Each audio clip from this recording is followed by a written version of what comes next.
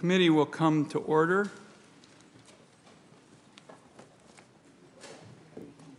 This morning, the Finance Committee welcomes Treasury Secretary Yellen for a hearing on the budget.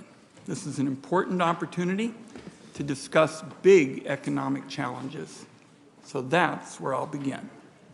I'm coming off a string of town hall meetings across my home state of Oregon, and colleagues everywhere I went, the number one topic of discussion was inflation.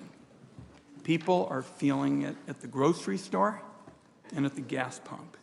In Oregon, a gallon of gas is going for $5.42. People are paying more in rent, in shops, and at restaurants.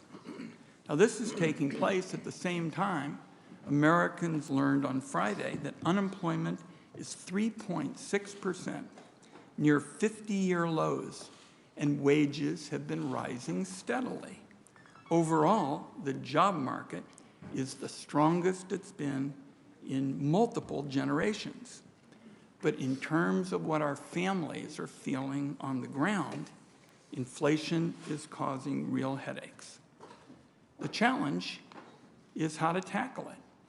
There's no cure-all, but the focus in Congress has to be on finding real solutions to drive down costs, protect everybody's ability to get ahead, and strengthen our economy for the long run. A first example, Democrats on this committee are leading the effort to bring down the cost of prescription medicine. Americans are getting mugged with every visit to the pharmacy window, and it is long past time to get them relief. Moreover, it's also past time to cut the costs pushed off onto American consumers by these middlemen in our economy and in the prescription area. They're known as pharmaceutical benefit managers. A second example is energy and climate. Americans are spending huge amounts of money on gas and electricity. Putin's genocidal war in Ukraine is driving prices even higher. Oil and gas companies are raking in huge profits and handing out big checks to executives and announcing stock buybacks that benefit wealthy shareholders. All the while, the climate crisis grows around us. Bigger and hotter wildfires, stronger and wetter hurricanes, and longer and more punishing droughts. So it's a 1-2 punch. Americans pay more for gas, and they're paying more for the consequences of these unnatural disasters. I bet a lot of Americans would be interested in a plan that would lower their energy costs, make Putin poorer, and prevent climate catastrophes all at the same time. That's a big priority for Senate Democrats, beginning with the Clean Energy for America Act, which passed this committee. The bill, for the first time, uses a technology-neutral approach to taxes, and it would put our country on a path to cut emissions in half by 2030. One recent analysis found that our bill would save the average household stipulates that the more you reduce carbon. There's also interest in ensuring that oil and gas companies can't game the tax code to pay next to nothing in taxes, and that's far too common today. Next, Senate Democrats want to lower the cost of renting or owning a home. That means investing in new cost-effective housing as well as cutting red tape, which, as I visited with the Secretary a little bit about before the hearing, is the approach Congress took years ago when it passed an electronic signatures law that I was one of the authors of that helped buyers and sellers who are just making common transactions. The bottom line is Congress shouldn't address our economic challenges by making working families worse off. Yet, regrettably, that's what Republicans want to do. The big economic plan coming from the Republican campaign chief, Senator Rick Scott, is to phase out Medicare and Social Security. in a matter of years. Now, Senator McConnell has gone to great lengths to keep the Scott plan hush-hush. When he was asked earlier this year what the Republicans' agenda would be if they took back the Senate, he said, and I quote, "That is a very good question, and I'll let you know when we take it back," unquote. Yet Senator Scott coughed up the truth, and he's standing by his plan sunsetting those bedrock American programs for seniors. You can bet that Republicans will want to hand a fresh round of tax breaks to multinational corporations as well. There's a long history of Republican monetary hawks rooting for higher unemployment, flat wages, and cuts to basic programs that help millions of families pay for child care, groceries, rent, and necessities. So I'll close with this. There are clear contrasts in the approach to solving inflation. We will have a lot to discuss this morning. I want to thank Secretary Yellen. She's got a very hectic schedule for joining us this morning. Look forward to our colleagues, and of course, we're interested in working with Senator Crapo and our colleagues on the committee. Senator Crapo. Thank you, Mr. Chairman. And Secretary Yellen, welcome to today's hearing. Thank you for being here. Inflation is at the top of my statement as well. Inflation is hurting American families and eroding wages. People are adjusting spending even on basic necessities just to make ends meet. They are being hammered at the gas pump and in the grocery aisles and across the economy. As wages rise to keep up with inflation, odds of an inflationary wage price spiral rise. Inflation became broad-based and accelerated last year following the Untargeted American Rescue Plan Act.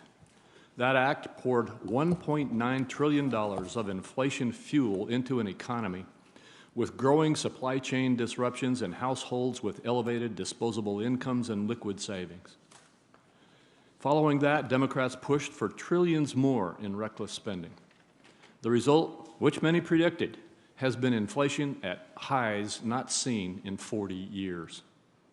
As prospects of recession and stagflation rise, this is no time to consider raising taxes or resurrecting reckless spending proposals from the House-passed Build Back Better bill. The Congressional Budget Office's 10-year outlook is another warning sign that our national debt, currently at $30.5 trillion, excuse me just one moment, is another sign that we are on an unsustainable track, headed to new record highs. Inflation and accompanying higher interest rates mean higher net interest costs to services that service the national debt, crowding out other fiscal priorities. As the economy has been in recovery from COVID-related shutdowns, revenue has been up sharply under the tax system put into place before the pandemic. CBO expects revenue this year to rise to 20% of GDP, the highest in more than 2 decades, and then average well above the 50-year historical average. Nonetheless, Democrats appear to want to raise taxes even more in the face of rising odds of recession. One harmful policy is a minimum tax on financial statement or book income, something so fundamentally flawed that both parties abandoned the previously enacted version more than 30 years ago. This harmful policy would overwhelmingly hit American manufacturers as well as undercut investments in U.S. innovation and emerging technologies. This is not the only proposal from Democrats that would harm the competitiveness of American companies. Another prominent example is the international tax agreement that Treasury has negotiated with the OECD. Under both pillars of the agreement, Treasury has agreed to give foreign countries sweeping new rights to tax U.S. companies. In an apparent attempt to bind Congress, Treasury agreed to terms without engaging in meaningful consultation with Congress. For more than a year, my Republican colleagues and I have repeatedly requested information on the agreement and its potential effects. Treasury, however, has repeatedly declined to provide any analysis of the effect of the agreement on U.S. businesses or U.S. revenue or the U.S. economy overall. And from what we can see, that impact will be significant on U.S. companies, making them less competitive globally. We now know that Treasury's failure to share substantive detail foreshadowed underlying flaws and a lack of coherent principles in the agreement. It's increasingly clear that terms agreed to by Treasury will harm U.S. businesses and undermine tax provisions enacted by Congress to encourage certain activities. The flaw with this approach is that the agreement cannot be fully implemented without congressional action. In many cases, the terms can only be properly carried out with a multilateral treaty requiring a 2/3 vote by the Senate. By agreeing to sweeping changes of this nature without bipartisan support, Treasury has put at risk tax certainty and the prospect of a durable or long-lasting agreement. Beyond lack of information about the international tax agreement, nothing more is known about a possible leak of private taxpayer data from the IRS to the left-leaning group ProPublica than we knew 1 year ago when it was first reported. More work is also necessary to establish independent oversight and financial controls over the $350 billion funding to states and localities in the American Rescue Plan, where no meaningful oversight was established. Treasury must also be willing to consult Congress on debt management, which it has thus far only been comfortable doing with Wall Street and the Federal Reserve. The committee, which is Treasury's authorizing committee, deserves more transparency and accountability from Treasury than we have been receiving. Madam Secretary, I do appreciate your service, and I look forward to hearing your testimony on these matters today. Thank you. Thank you, Senator Crapo. We'll be working together as we always try. Our first witness will be Secretary Janet Yellen, our first and only witness. Secretary Yellen is the 78th Secretary of the Treasury. She's the first person to have led the White House Council on Economic Advisors, the Federal Reserve, and the Treasury Department. Prior to leading Treasury and the Federal Reserve, Secretary Yellen was a distinguished fellow in residence at the Brookings Institution. She served as president of the American Economic Association, and she's a member of the American Academy of Arts and Sciences and the Council on Foreign Relations. She also, on a matter of great interest to the committee, was a founding member of the Climate Leadership Council. We're very glad to have you, Secretary Yellen. Colleagues, today we're really going to be focused on moving expeditiously. The Secretary has a hard stop at 12:45, and please proceed, Secretary Yellen. Thank you. Chairman Wyden, Ranking Member Crapo, and members of the committee, thank you for inviting me to discuss the administration's budget proposals. This budget prioritizes essential investments in education, medical care, and affordable housing, alongside tax reforms that enable deficit reduction and prioritize a fairer tax system. Over the past year and a half, we've experienced a robust recovery characterized by strong economic growth, historically low unemployment, and high household saving rates. This rapid, broad-based recovery has been buttressed by the congressional response to the challenges of the pandemic, beginning with the CARES Act at the beginning of the pandemic and continuing with the Consolidated Appropriations Act in late 2020 and the American Rescue Plan legislated at the beginning of 2021. As President Biden said last week, we now are entering a period of transition from one of historic recovery to one that can be marked by stable and steady growth. Making this shift is a central piece of the President's plan to get inflation under control without sacrificing the economic gains we've made. We also managed to avert the far worse outcomes that were forecast at the beginning of the pandemic in 2020. After the onset of the pandemic, CBO forecast that unemployment would exceed 9% in 2021. Now we're experiencing historically low unemployment. We're also witnessing sharp reductions in the budget deficit, with CBO recently forecasting the largest nominal reduction to the federal deficit in history. According to their projections, the deficit as a share of the economy this year will be at a lower level than CBO projected before the American Rescue Plan passed. Still, we currently face macroeconomic challenges, including unacceptable levels of inflation, as well as the headwinds associated with the disruptions caused by the pandemic's effect on supply chains and the effects of supply-side disturbances to oil and food markets resulting from Russia's war in Ukraine. To dampen inflationary pressures without undermining the strength of the labor market, an appropriate budgetary stance is needed to complement monetary policy actions by the Federal Reserve. Moving forward, elements of the President's proposed legislation, including the clean energy initiatives and plans to reform the prescription drug market, can help lower the costs paid by American consumers. Is that what you think's going on? Treasury's been actively working with Congress on many challenges. Most important is our joint response to Russia's illegal and unprovoked war against Ukraine. Treasury is committed to doing what we can to ensure that Putin's brutal war continues to be met with fierce resistance internationally. Alongside more than 30 other partners abroad, accounting for more than half of the world's economy, the U.S. government has imposed unprecedented financial pressure measures on Russia and its leadership. Today, the Kremlin has been cut off from the global financial system.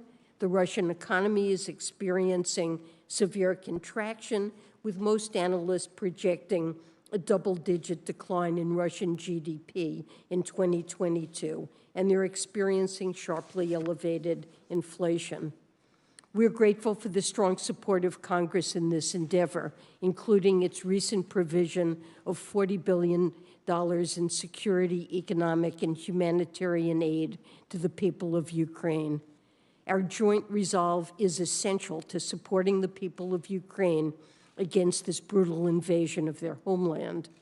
Over the past year and a half, we have successfully collaborated with Congress on the bipartisan infrastructure bill, a bill designed to do the hard generational work of building a more dynamic, structurally sound economy by smartly investing in the future. The law will rebuild America's roads, bridges, and rails, expand access to clean drinking water, ensure every American has access to high-speed internet, and invest in communities that too often have been left behind. However, our work isn't done.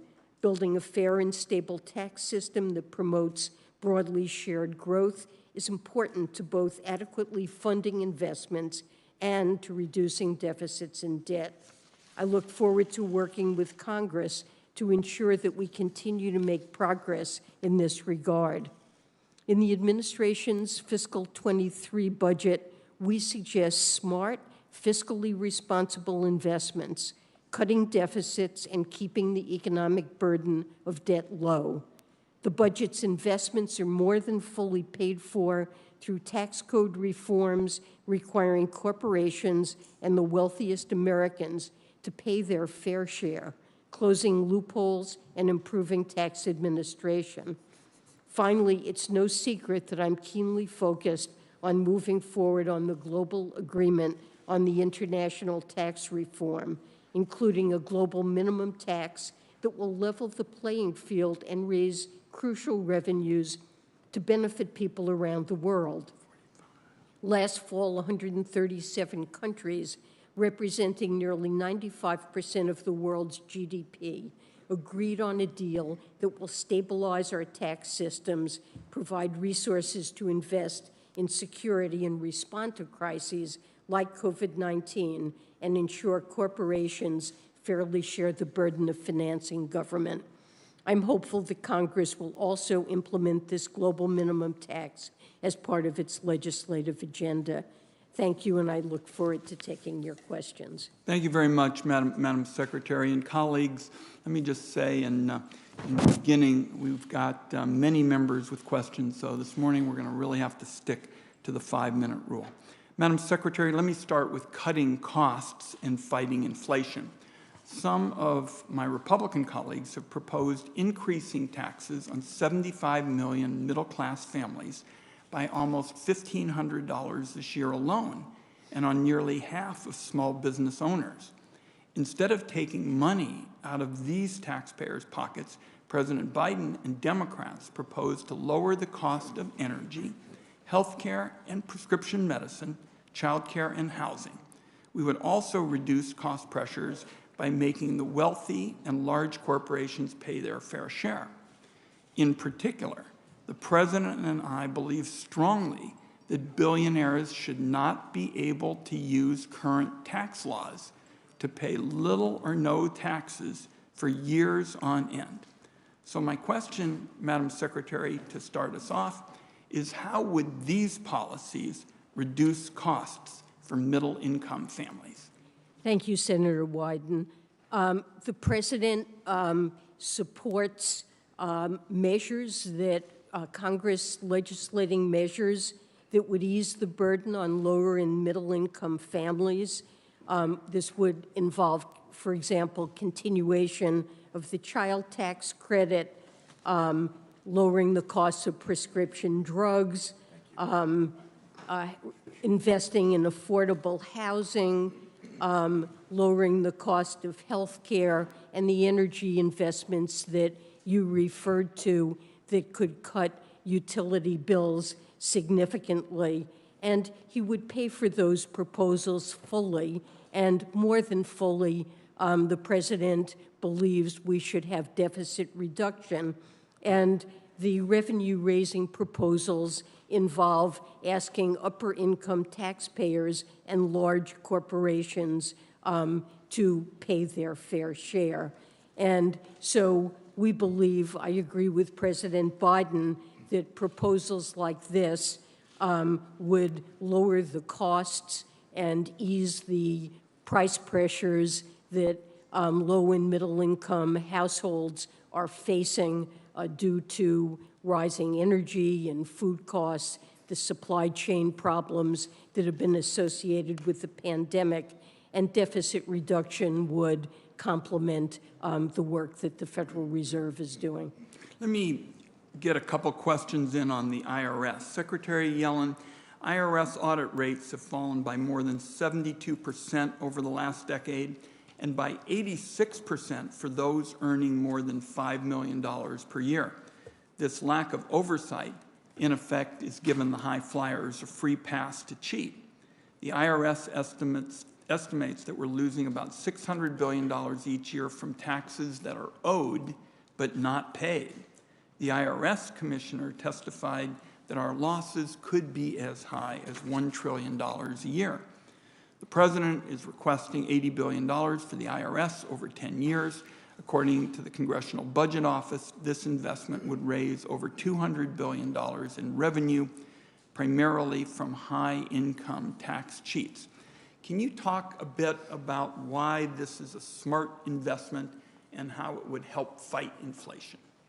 Well, tackling that $600 billion annual tax gap is absolutely important in ensuring fiscal responsibility. It would generate substantial revenue in a manner that's efficient and fair. It would enable deficit reduction and help ease price pressures by providing the funding, a part of the funding we need for the urgent fiscal priorities we discussed. More broadly, the IRS is an agency that entered the pandemic without the funding that was in any way needed to navigate the challenges that they faced.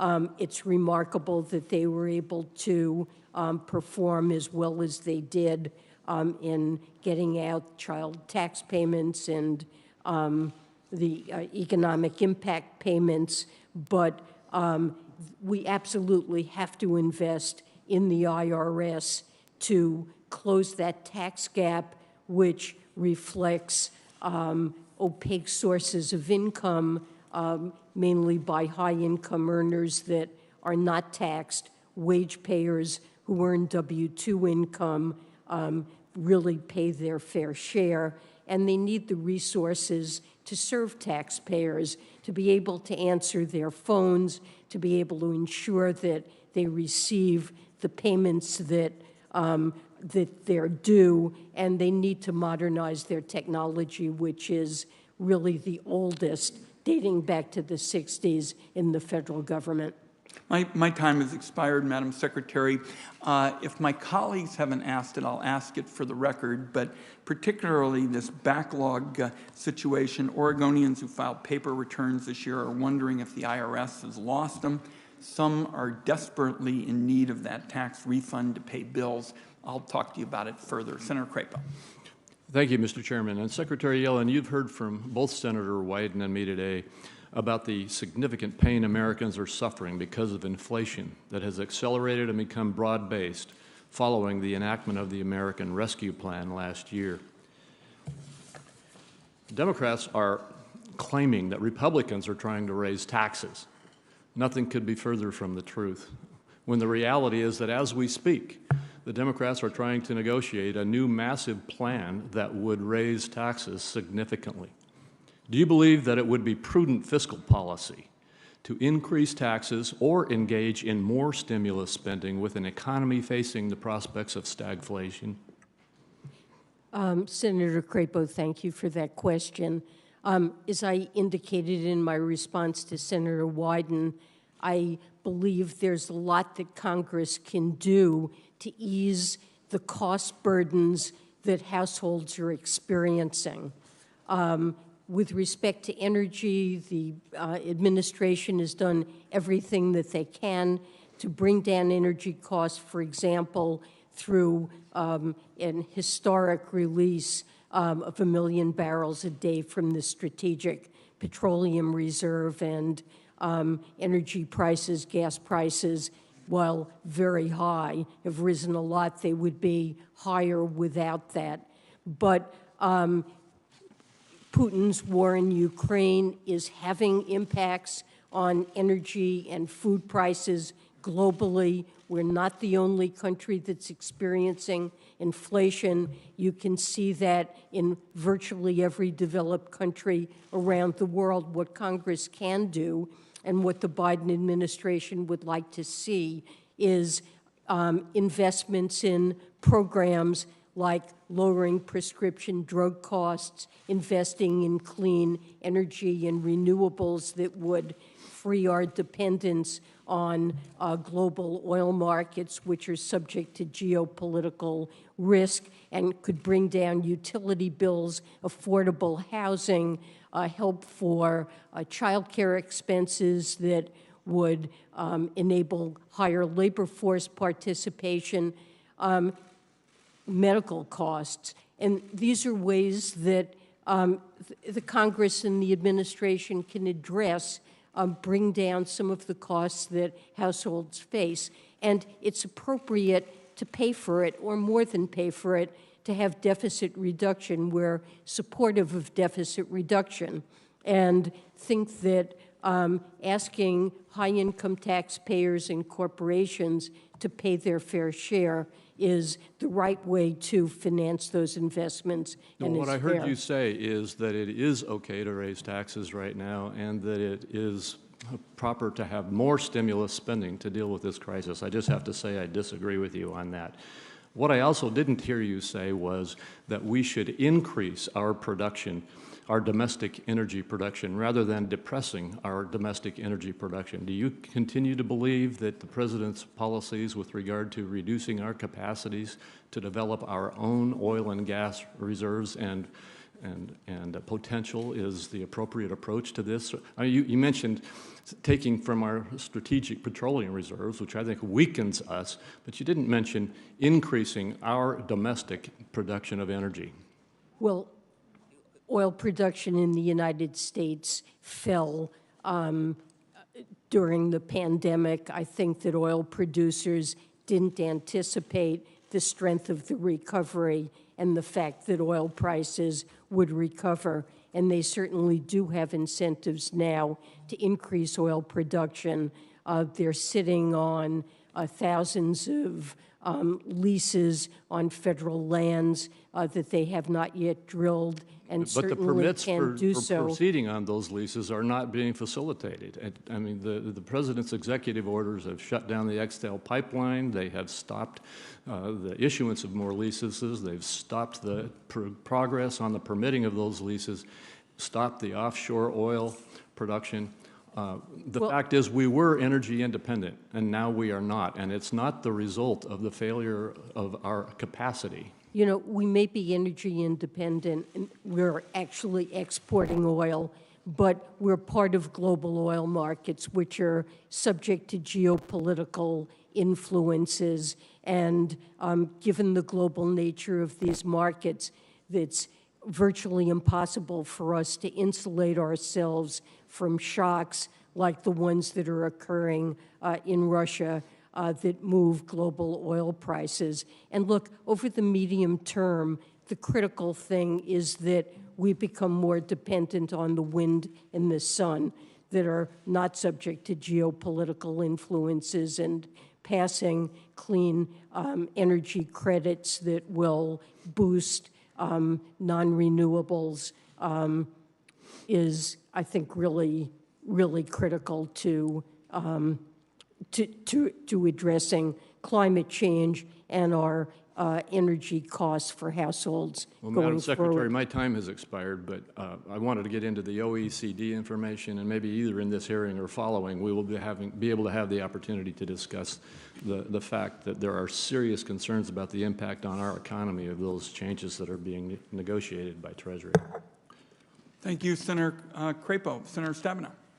Well, good morning, Madam Secretary. We're so glad to have you with us. I do have to say, just on the issue of gas prices, after waiting for a long time to have enough chips in this country to finally get my electric vehicle, I got it and drove it from Michigan to here this last weekend, and went by every single gas station, and it didn't matter how high it was. And so I'm looking forward to the opportunity for us to move to vehicles that aren't going to be dependent on the whims of the oil companies and the international markets. Madam Secretary, let me just back up a second, because when President Biden came in, he really inherited a mess.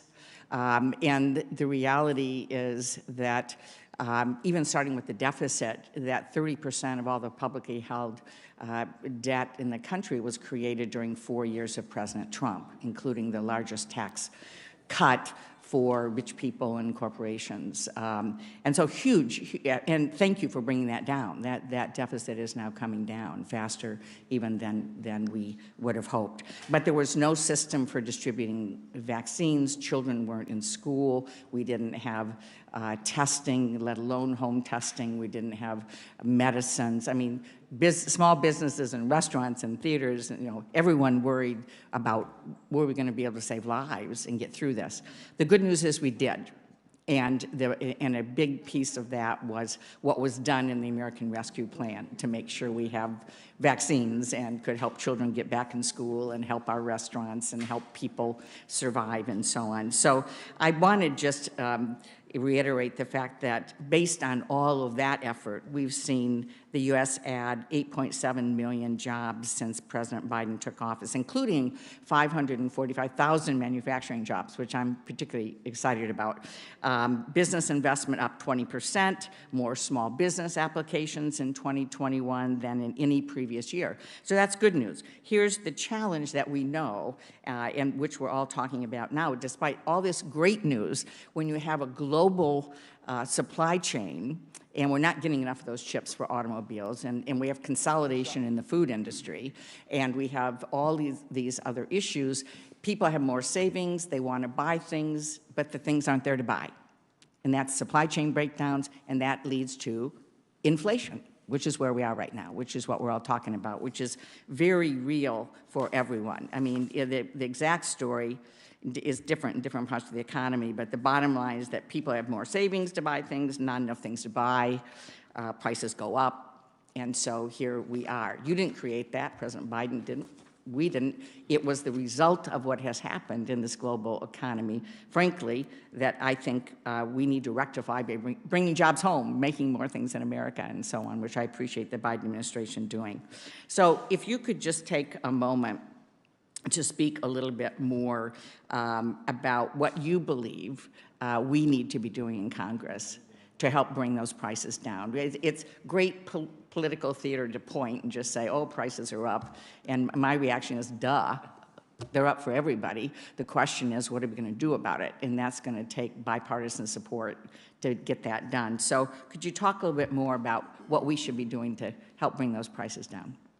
So let me say, I think that bringing inflation down should be our #1 priority, and President Biden, in an op-ed on inflation in recent remarks, has indicated that it is our top priority. We do have to recognize the Federal Reserve is charged, has an important role to play, and they're committed to doing what it takes to bring inflation down. And President Biden is strongly supportive of the independence of the Fed and getting out of the way and giving them the room to do what they need to do. I think we can complement that by deficit reduction. But beyond that, the president has done what we can to address supply chain challenges. And as discussed with Senator Wyden, Chair Wyden, that I believe Congress, the president believes Congress can do a lot to mitigate some of the most important and burdensome costs that households face, whether it's that they can't find affordable housing, that prescription drug prices are too high, and we can address that while also raising revenue for the government, whether it's high health care costs or high energy costs, by making the investments in renewables that are necessary to bring down utility bills and shield us from geopolitical developments that provide shocks to our economy. These are things that Congress can do, and in the course of doing that, we'll expand the supply side of our economy because while we know private investment is one important investment we need to make to improve the economy's potential, there are others. Infrastructure, investment in people, in education, in training, investment in child care and early childhood education, elder care that would enable greater labor force participation. All of that could help to bring down inflation and lead to strong, sustainable, stable growth. Thank you. Thank you, Senator Stabenow. Our next three will be Senator Grassley, Senator Cantwell, and Senator Portman. I believe Senator Grassley is coming back. Senator Cantwell. Thank you. Thank you, Madam Secretary. Thank you for your statement, particularly about inflation and trying to tackle those issues. I certainly believe that if we work together in a bipartisan fashion now, there are things that we can do on all those sectors that you mentioned. I think the information age is giving us data and information, for example, on PBMs or on transparency in oil markets and various things. But one I wanted to ask you specifically about is this issue of a chip semiconductor shortage. The fact that we basically now see a 40% increase in the price of used cars. Our colleague here just said she's buying and getting access to a new electric vehicle, but so many more Americans, the price of everything has gone up.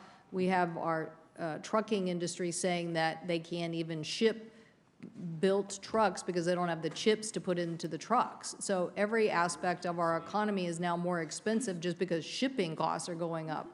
And so we are trying to send a price signal in a competition innovation bill to get America's investments in semiconductors up to a level that will show people that we are going to have a domestic supply and that we are going to be on the cutting edge of the next generation of chips, while also dealing with the legacy shortage that exists in automobiles. The problem is our colleagues here don't understand the international competition and how fast they're moving to make the same investments. How critical is it that do you think that we get this done in this work period, you know, to show otherwise, are we losing a much bigger race than just? And to make the investments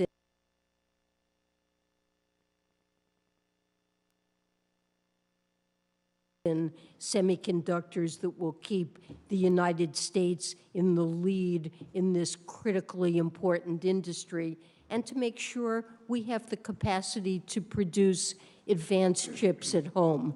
I think this is a national security issue as well as an economic issue, and I think USICA is a very important bill that I would very much like to see passed. We found ourselves in an almost unimaginable situation where the pandemic resulted in such an explosion of demand for chips globally as people switched increasingly to digital work and communications, that our auto factories found themselves unable to get the chips. And so here you have something that's caused a significant piece of the inflation we face that really results from structural shifts induced by the pandemic and insufficient capacity at home to build semiconductors. So I think this is a critically important investment. So you're just to be clear on that point, you're saying the chip shortage has added to our inflation woes? And Absolutely. Look, I believe about a third of U.S. inflation is new and used cars, and manufacturers have been forced to actually cut production of cars when they face absolutely record demand for those vehicles, and it is all due to a shortage of semiconductors. well, and since this market is so strong, it gets a little confusing to people, but at $20 billion a pop to build a foundry, most companies don't have $20 billion sitting around. And so the international chase to get that industry in those countries, I don't know if you think this is a seminal moment for us in this level of investment. I just see what's transpired with us going down in production over the last decade. And I now see how hungry Europe is and how hungry Asia is. How competitive is the financing environment in other countries? Well, there have been subsidies in many countries of semiconductor production, and certainly a conscious drive in China and other places to boost semiconductor production, and it's drifted away from the United States. And I think we need to do that. It's really critical that we develop that capacity, and certainly American companies understand this and are looking to do it. But USICA would make a big difference to their ability to get that financing. Thank you. Thank you, Mr. Chairman. I thank my colleague. Next would be Senator Portman. After him, Senator Menendez. After him, Senator Toomey. After him, Senator Carper, Lankford, Cardin, Daines, Brown, Young, Cortez Masto. Thank you, Mr. Chairman. Secretary, thank you so much for always being so candid in presenting today before the committee. Let me start with affordable housing, because we are lacking affordable housing in the state of Nevada and quite honestly across the country. I do know that the state and local fiscal relief funds that were provided in the American Rescue Plan provided states with the ability to make a historic investment in desperately needed affordable housing in communities across our country. In Nevada, we expect to build or preserve at least 3,000 new affordable homes with these funds. It's very important that the American Rescue Plan funds leverage the nation's most reliable and impactful affordable housing production investment, which is the low-income housing tax credit. Here's my concern. I am concerned that in my state and some of the states across the country, they're not able to use the funds that they were received through the state and local fiscal relief funds to leverage those against the low-income tax housing credit. So my hope is that the administration, and particularly Treasury Department, will help us clarify to those states that how those funds can be used for that leverage. And I'm curious your thoughts on that process? Well, we are absolutely encouraging the state and local relief funds to be used for affordable housing. And actually, recently, we published a fact sheet that explains practices that we have found promising and highlighting some of the ways in which these funds are being used for this purpose. But certainly, we are strongly encouraging that these funds be used to boost the affordable housing.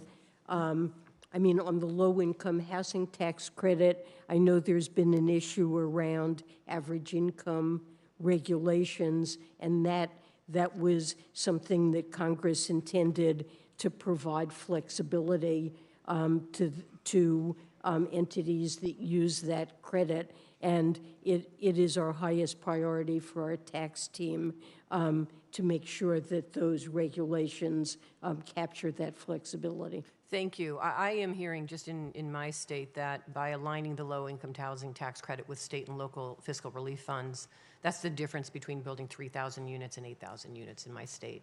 So I have introduced the Lifeline Act, and what this bill really does, it allows state and localities to loan the state and local fiscal relief funds to the low-income housing tax credit projects. The loan authority is necessary because of the obligation to spend all of the state and local fiscal relief funds by 2026. That's my first priority, to pass that. As you can see, there is a challenge in getting both sides, Republicans, Democrats, on board essential legislation to lower costs for families, unfortunately. So my next ask is that I am hopeful that the Treasury Department clarifies in its final rule and it allows those types of loans, whether they're blended loans or grants to nonprofits that provide loans, just clarifying through your rules that those funds can be used in that way. That will help us build these more affordable homes in my state and across the country. I'd be happy to work with you on that, and I'll make sure that my staff is in touch with yours to make sure that we're addressing that. Thank you. I appreciate that. Let me jump to Social Security Administration. I appreciated the recognition in the budget of the challenges faced by many individuals in accessing Social Security Administration services. Communities are still reeling from the public health and the economic impacts of the pandemic, and in many cases, the services and supports that the Social Security Administration provides are key to helping individuals recover. Can you talk through the investment in the Social Security Administration that you've proposed in the budget? And how will they help folks access their earned benefits when they need them? So I know that that's the purpose of those investments. I'll need to get back to you on details. Please do. I was just in my home state, and we are talking about the high costs that we are seeing at so many levels. And to the extent that we can work together to lower costs at all levels for families, including those that are relying on Social Security, will be beneficial, not just in Nevada, but across the country. Secretary, thank you again for being here.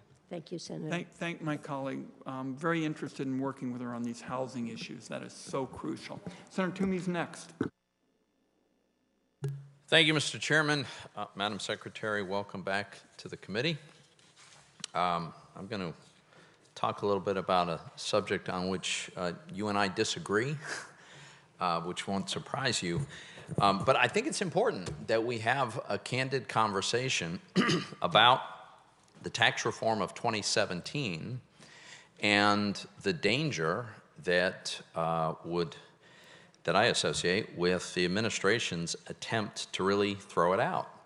And let me just remind my colleagues, these are objective facts. In the wake of the tax reform of 2017, take 2019, the first year for which it was fully implemented, we had the best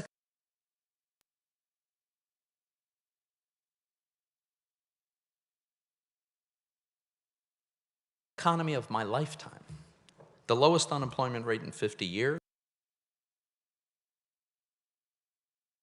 strong wage growth, faster than the rate of inflation.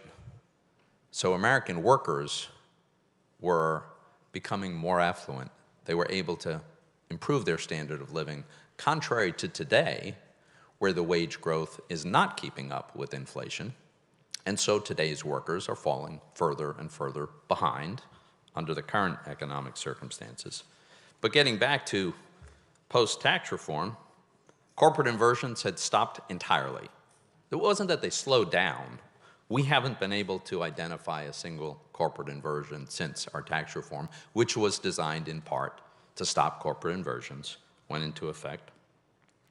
There's also the shift in the tax burden, which, contrary to what some of our colleagues like to suggest, the 2017 tax reform shifted the tax burden even more to higher income people. The top 1% of wage earners paid a greater share of the total tax burden as a result of the 2017 tax reform. The bottom 50% paid a lesser percentage, and today the top 1% makes about 20% of the income in America, pays about 40% of the taxes. But what about federal tax revenue? Oh, well, that surged, and this year looks like we're going to reach another record high. It's coming in so far this year 22% higher than last year, and last year was a record. For this year, corporate tax revenue is on track to be at the highest level of GDP since 2015. So the statistics are unbelievable. Like, I don't know how you could even conjure up a better economic outcome than what we had right before the pandemic hit. Now, you could suggest that, oh, it's all a coincidence, that the tax reform resulted in exactly what some of us predicted and suggested might happen, which is an acceleration of investment, strong economic growth, repatriation of a huge amount of overseas money. But that's pretty improbable. The fact is, we had the best economy of my lifetime by far, and it was working best for low-income Americans, ethnic minorities who historically have not had as good an economic results as others. And so the Biden administration comes along and says, let's look at all this data and let's throw out the tax reform. It's unbelievable. But my understanding is that apparently is still on the table out of, in part, this concern that if we don't do this two-pillar tax reform that I know you've negotiated, Madam Secretary, we have what you characterize as a race to the bottom, which to me is competition among countries to have an attractive environment for investment. Frankly, I think we should be looking to win that race, not to prevent the race from taking place. But I understand that we've got this negotiation. What we haven't seen is how this gets implemented. So 2 quick questions, and then I'll let you respond.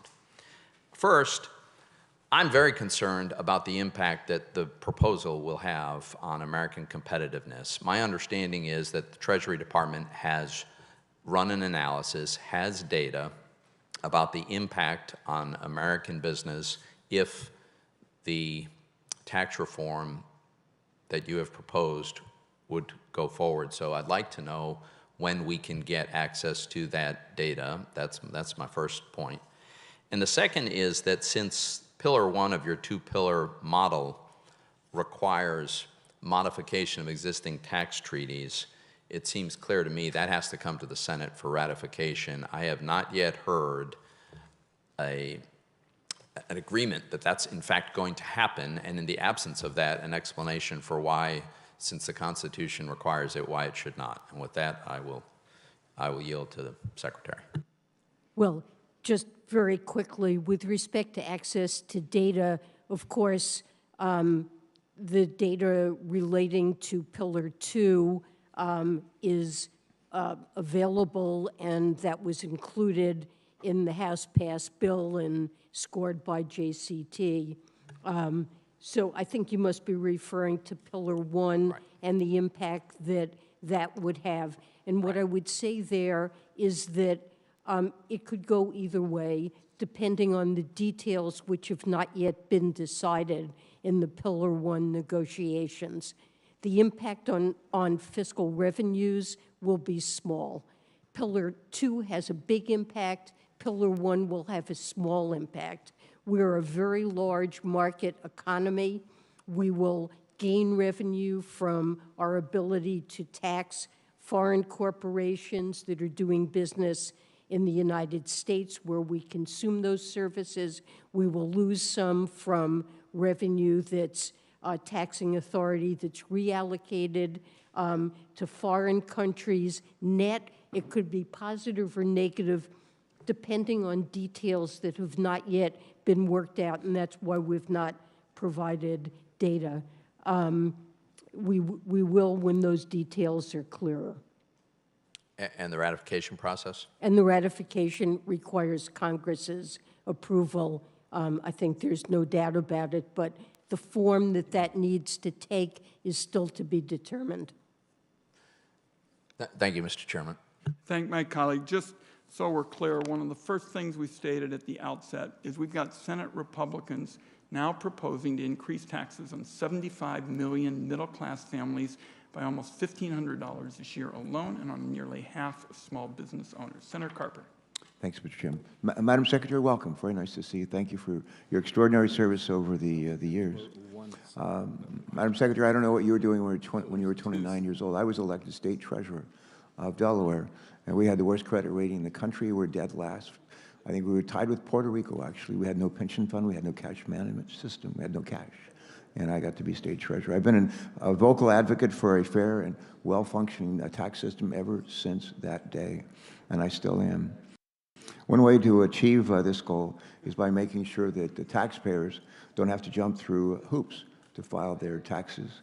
The IRS Free File program was established, as you know, for this very purpose, to help low and middle-income families file their taxes easily and without unnecessary fees. However, the program has not lived up to its potential, as you know. In recent years, Free File has faced a number of challenges. They include the withdrawal from the program of major providers, deceptive marketing from providers, and a low participation rate among eligible taxpayers. A recent GAO report, one that I actually requested, recommends that the IRS work with relevant stakeholders to develop additional options for free online filing of tax returns. My question is this: what steps should we here in the Congress and the IRS take to improve accessible and affordable tax filing options for the American people? So let me say that I totally agree with you that filing taxes can be costly, complicated, and time-consuming for American families. And there's a study that shows it takes 17 hours on average and costs about $230 to complete a tax return. And it's very worthwhile, and we are exploring options to reduce these burdens. On top of that, I'd like to add what's also important for American families is to be able to access payments that they're entitled to, whether it's the EITC or child tax credits or economic impact payments. That's another way in which they interact with the IRS, and it's important that we make tools available that make that easy and get those payments to the families that are entitled to them. But, you know, the fundamental problem we have here is that the IRS is just horrendously under-resourced. I think it's miraculous that Would you say that again? Say that one. That bears repeating. Just say it again. The IRS is horrendously under-resourced. It has fewer staff than it had, I believe, 40 years ago. And our economy has grown in size. It's operating with technology from the 1960s, using a programming language that is archaic and is no longer taught in any school in the country. And it doesn't have the resources it needs. And the pandemic was a huge hit to it, left it with a huge backlog of returns and information that had to be processed that is really top priority. We then asked it to get out 3 different economic impact payments, child tax payments on a monthly basis, and it's amazing that they were able to do it. So I think this is important. We're looking at it. I agree this is something that the IRS needs to do. But if we want to ask it to do these things, given all the other burdens, we really have to, and I think it should be very high priority for Congress to give the IRS the resources it needs, not to mention closing the tax gap. I'm Tom Carper, and I approve this message. Thank you. Thank you, Senator. One second question, short one. Secretary Yellen, how can common sense reforms to estate and gift taxes make our tax code fair and more fiscally responsible? I believe there are loopholes there that should be closed. We put out a number of proposals relating to estate and gift taxation in the Green Book, and we're exploring ideas where we believe that we can curtail some techniques that are used that we can do under existing authority. Agree with you. That's an area to be scrutinized carefully. I'm going to ask you to respond more fully in writing, but thank you for that initial response. And again, thank you for joining us today and for your work. Thank you, Senator Carper. Senator Langford's next. Mr. Chairman, thank you. Secretary Yellen, thanks for being here as well on it. This morning, I actually sent over a letter to you just because it is the 1-year anniversary of the ProPublica release, actually. And the challenge that we have is getting information about taxpayer information and how it is kept secure. We have asked for just a hearing, just a briefing, just to be able to sit down with you and your team and say, how is taxpayer information being protected? What has changed in this time period? We're not asking for the specific 6103 information. We're not trying to get into the specifics of what's out there with ProPublica. We know there's an investigation. But at the 1-year anniversary, we just want a yes or no answer. Can we get a briefing with you and with your team on how taxpayer information is now being protected and what's changed? I will certainly ask my team about that and have them get back to you, and we'll try to arrange something. Let me just say, it is very high priority. Look, disclosure of confidential government information is illegal. It's something we take very seriously. There are procedures and controls in place. We're just a year into it, and we haven't got any information on what's actually happened. So we've heard that, but we just don't know what's actually happening behind the scenes. We just continue to hear and see information leaked out over and over again. So we want to get as much information as we can on it and what's being done, how things have changed. Absolutely. I don't think that there's information that's being leaked out over and over again. If there is, I'm certainly not aware of it. Well, thank you. We'll follow up on that. We would like that briefing time on the OECD question on this. This is a challenge for us as we're just trying to keep flow of information as well of what's actually happening on it. In this case, I'm going to show you a map real quick. In this case, we've got an American company. This American company has done everything we've asked them to do based on tax policy. Their jobs are here. Their intellectual property is here. Their research and development is all being done here. They've done all that according to our tax code that Congress has passed to incentivize that. Now, all these countries in the dark blue will have leverage over those American companies that are following our tax law to be able to determine how much they're going to now pay overseas. So if China or the UK gives a subsidy instead of actually having R&D credits on it, then suddenly these American companies following American law are now going to pay more. So our concern on this OECD agreement that's happening is it seems to be structured to incentivize companies to move their IP internationally or to move their R&D internationally. That would allow them to be able to balance out their tax portfolio.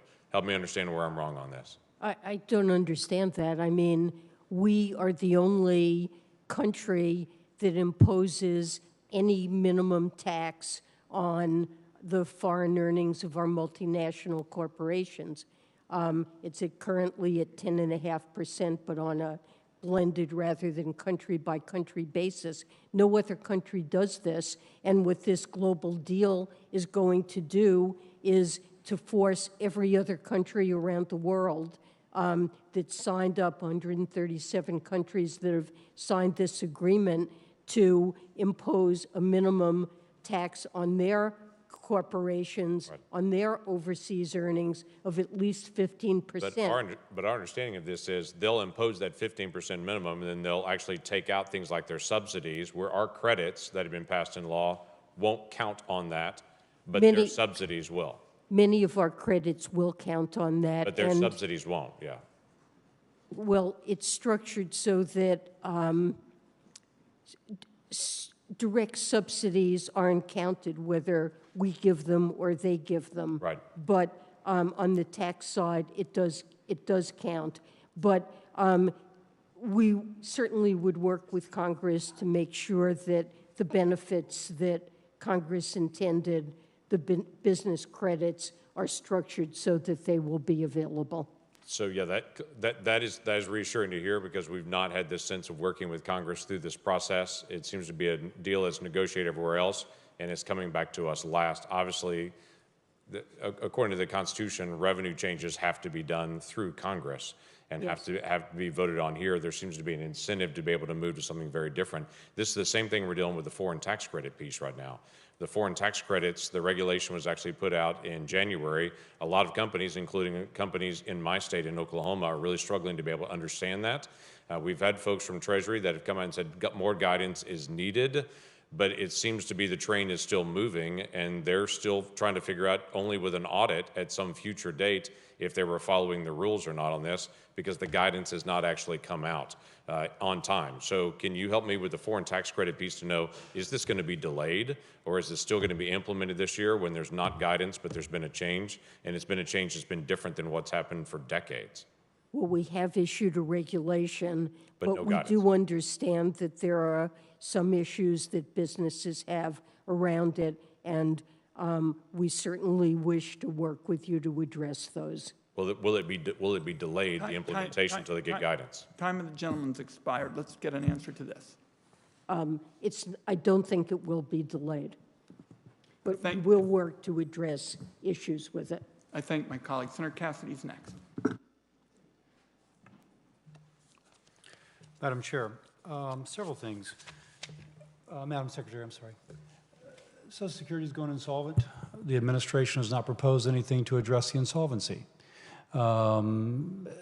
Is there going to be a plan coming forward from the administration to address Social Security insolvency, which is, I think, 12 or 13 years away now, with all the implications of further delay makes it harder to address? Well, so we gained 1 year in terms of the life of the Social Security fund, how long it continues to fund benefits. That was in the recent Yes, but Social that's, if you Security take a report. 75-year scoring, we've learned that it's going to be a $211 trillion deficit over 75 years. So saying that it's going to be extended 1 to 2 years seems almost, silly. No offense. So I do believe this is something, it's certainly true that it's not sustainable on a 75-year basis, and this is something that Congress and the administration should address.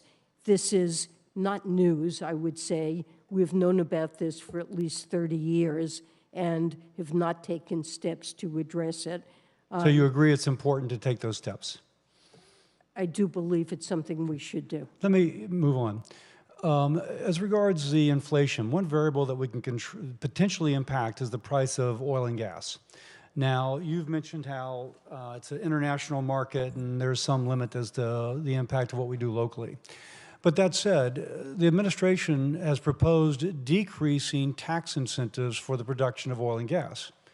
Now, if you decrease tax incentives, you're going to have less oil and gas produced. Now, that's going to intuitively decrease supply and contribute to that upward pressure. Does that make sense? Well, over the medium term, we absolutely need to move to renewables and to Now, but I'm speaking about right now. If we decrease tax incentives to produce, that will decrease supply. And yet the administration is proposing to do that. Well, I'll just make that point and then move on. Indeed, if we're going to speak about, I have a quote here, apparently one of the major problems with producing oil and gas right now is the cost of oil field services. And here's a quote from the CEO of Occidental She says that the quote unquote, the paraphrase, given how expensive drilling and oil field services have gotten, it's almost value destruction if you try to accelerate anything now. Now, what would you think about increasing the tax incentive to drill oil and gas, recognizing what the CEO of Occidental says, that the cost of oil field services are so great, it is value destruction to attempt to accelerate? Well, prices are very high, in part because of, importantly, because of Russia's war on Ukraine. And I believe the incentives are certainly there to boost production, and that is something we need in the short run to So help relieve if we could prices. make a case that, and I don't mean to be rude, I'm sorry, if we could make the case that increasing the incentive, increasing the tax credit for 3 to 5 years to offset the increased cost of oil field services could increase production, would that be something that should be entertained? Well, look, I think it's profitable as it is. Prices have gone up a lot, and that helps to offset those costs, to help oil companies cover them. And so the price system is working and provides incentives. Now, what we're trying to do is lower the cost. Well, let me just move on. We're in a situation right now as regards Russia and the price of oil, in which, because of the restrictions on purchasing Russian oil, their oil profits have increased. So they're selling less, but at a higher price. To say one more time, Russia now makes more money from oil and gas sales than it did before we began to apply sanctions.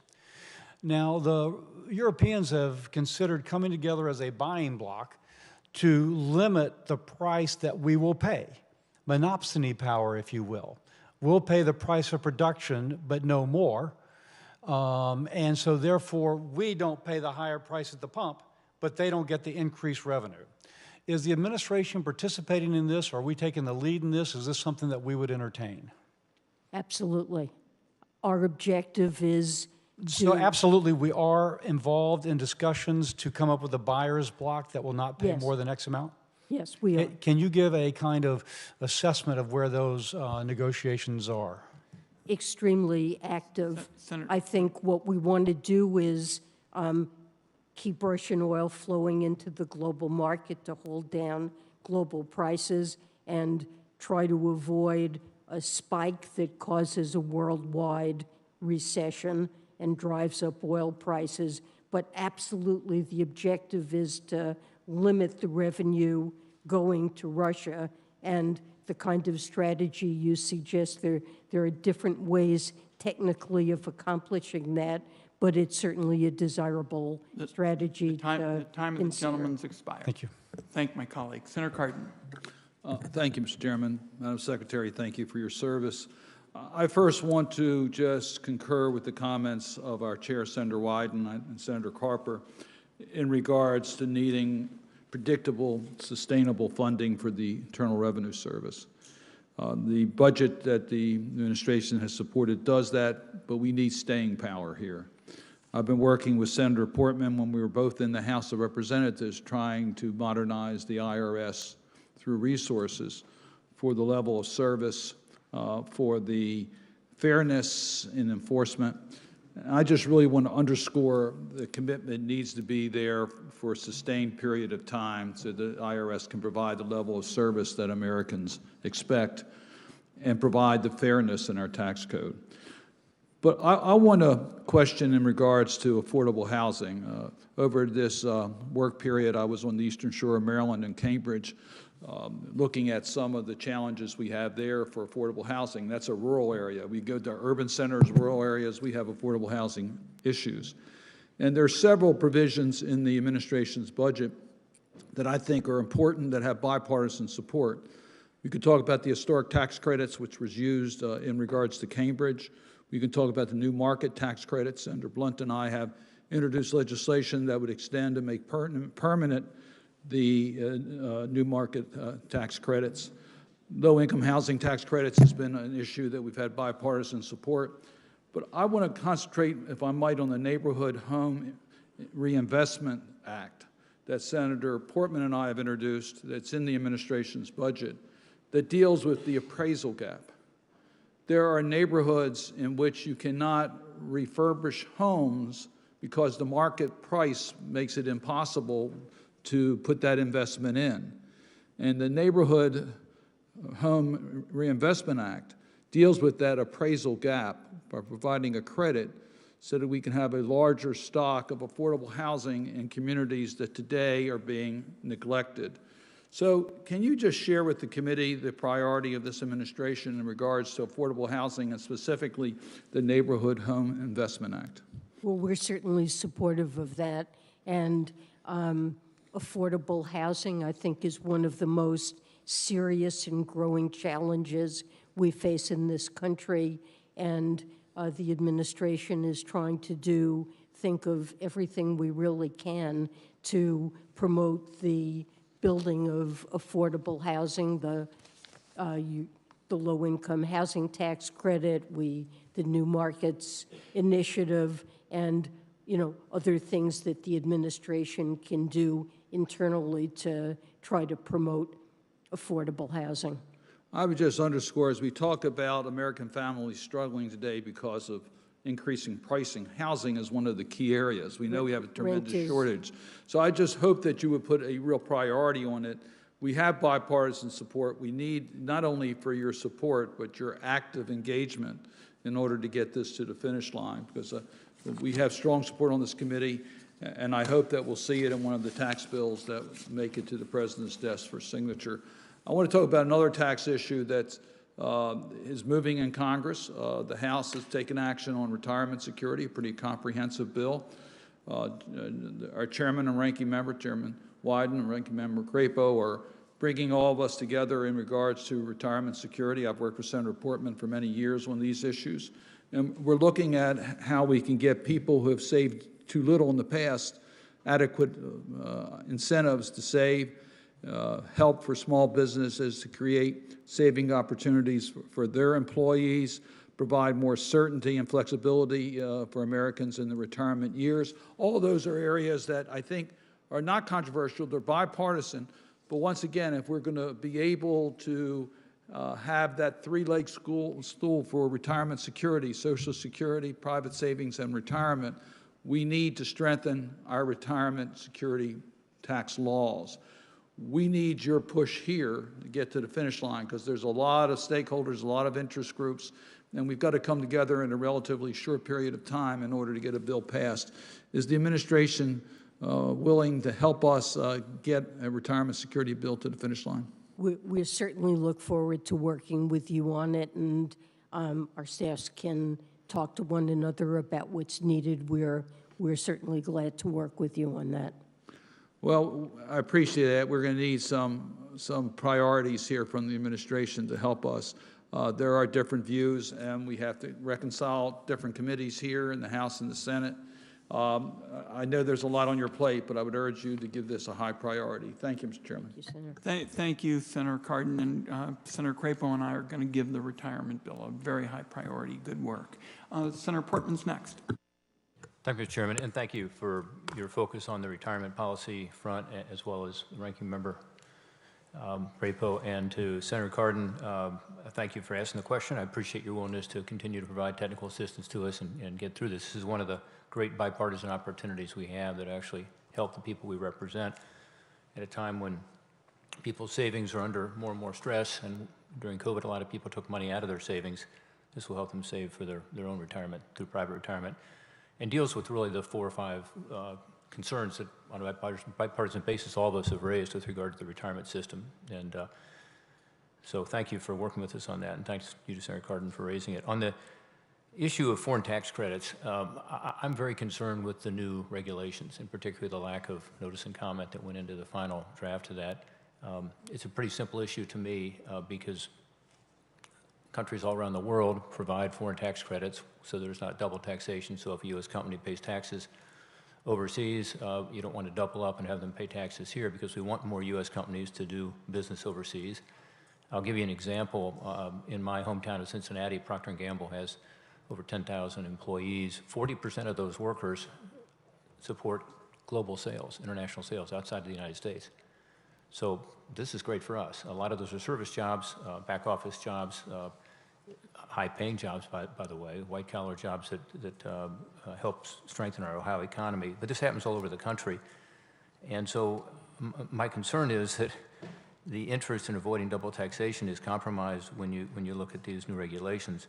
Post TCJA, which was 2017, we saw that if businesses are able to compete and workers are able to compete, they do pretty well. In fact, we had a lot more money come back into this country because of that, and we stopped inversions altogether, something all of us, were wringing our hands about and being very concerned about, which is companies literally becoming foreign companies to avoid the tax laws here. We stopped them, shut them down. So I think what you're doing right now with these new regulations is pulling us in the wrong direction and back to where we were not competitive.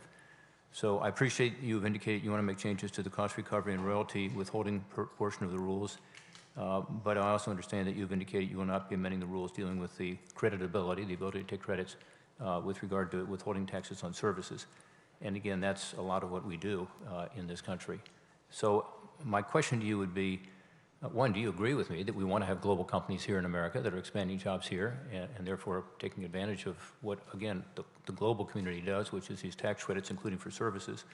Or are we just on a different philosophical plane here? If so, that'd be helpful to know. And second, would you be willing to take a look at these regulations as they relate to services in particular to help protect jobs here and look at particularly further modifications for withholding taxes on services? So let me say first, of course, we will look at any concrete suggestions that you have and work with you. We understand that there are concerns about these regulations, and we certainly will revisit them and look at comments. But philosophically, let me say, we think that these regulations are very important to protect critical interests of the United States.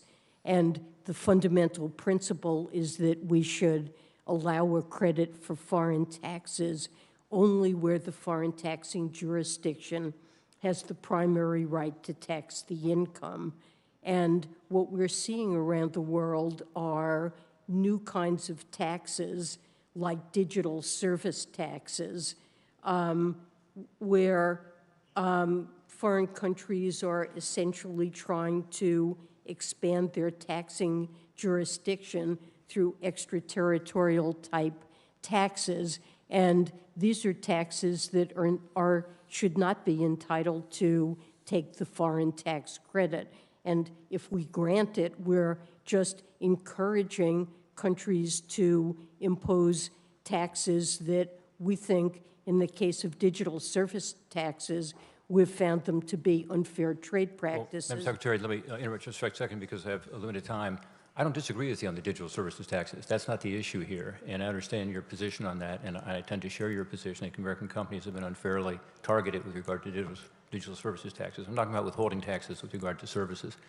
And I think it's important that we have final regulations that have received notice and comment, from American workers through American companies, because it's very different than the initial regulations in that regard. So that's the issue I'm focused on today. Well, we certainly work with you on that, and we're reaching out and understanding what the concerns are about One these idea, rules, has been floated as a one-year delay to give us a chance to actually get the notice and comment and understand it better.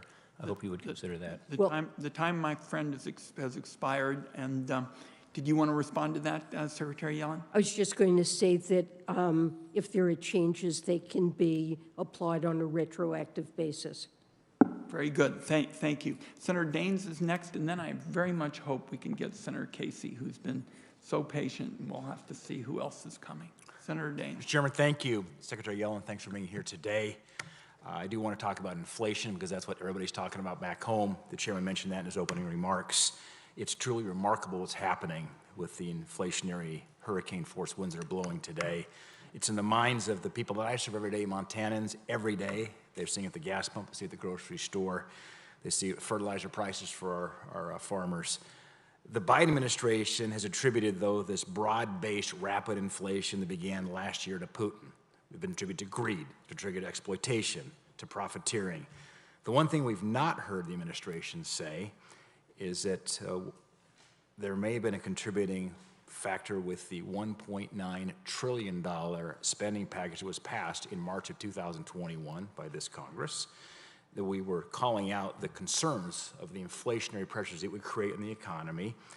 Even former Obama administration officials, we saw that with Larry Summers, who was a director of National Economic Council under Obama, was also President Clinton's Secretary Treasurer. He warned this would spark inflation. He was exactly right.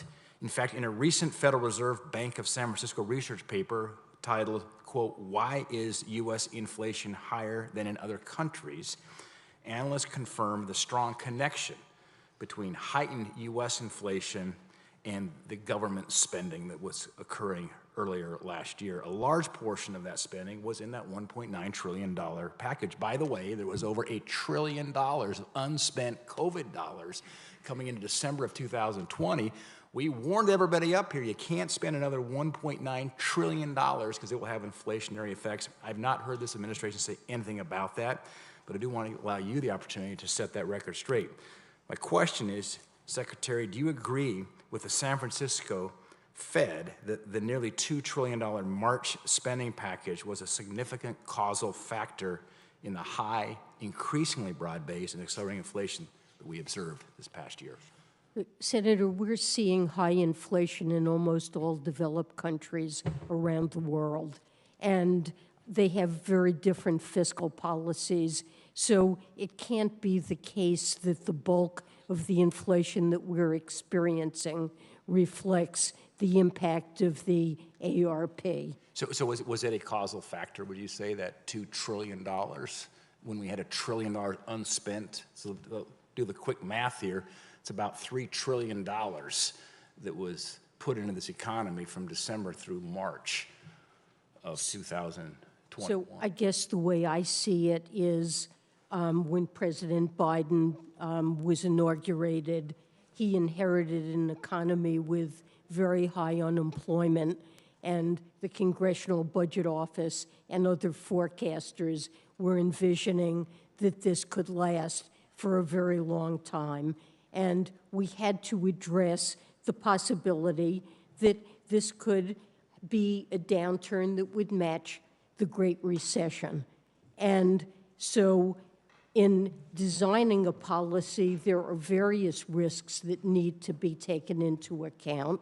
Of course, inflation was one of them, but the overwhelming risk was that Americans would be scarred by a deep and long recession, and that they would lose the roofs over their heads and not be able to feed their families. Right. Well, I respectfully, I mean, if there was a forecaster who was worried about the high unemployment rates, that forecast was, I think, massively off, and we're seeing now the biggest challenge, of course, is just families cannot afford to keep food and fuel.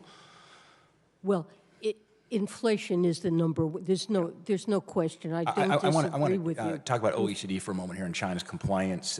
We've seen China's recent history of non-compliance with international agreements. I'm concerned that China's not going to play by the rules with this agreement. Whether they'll ever play by the rules becomes a question. Here is the question: what makes you confident that China won't similarly stonewall efforts under the OECD agreement to determine whether Chinese companies are in compliance? And this gets back to the SEC issues and so forth. So China agreed, was one of the 137 countries that agreed to comply with these rules, and we expect it to do so.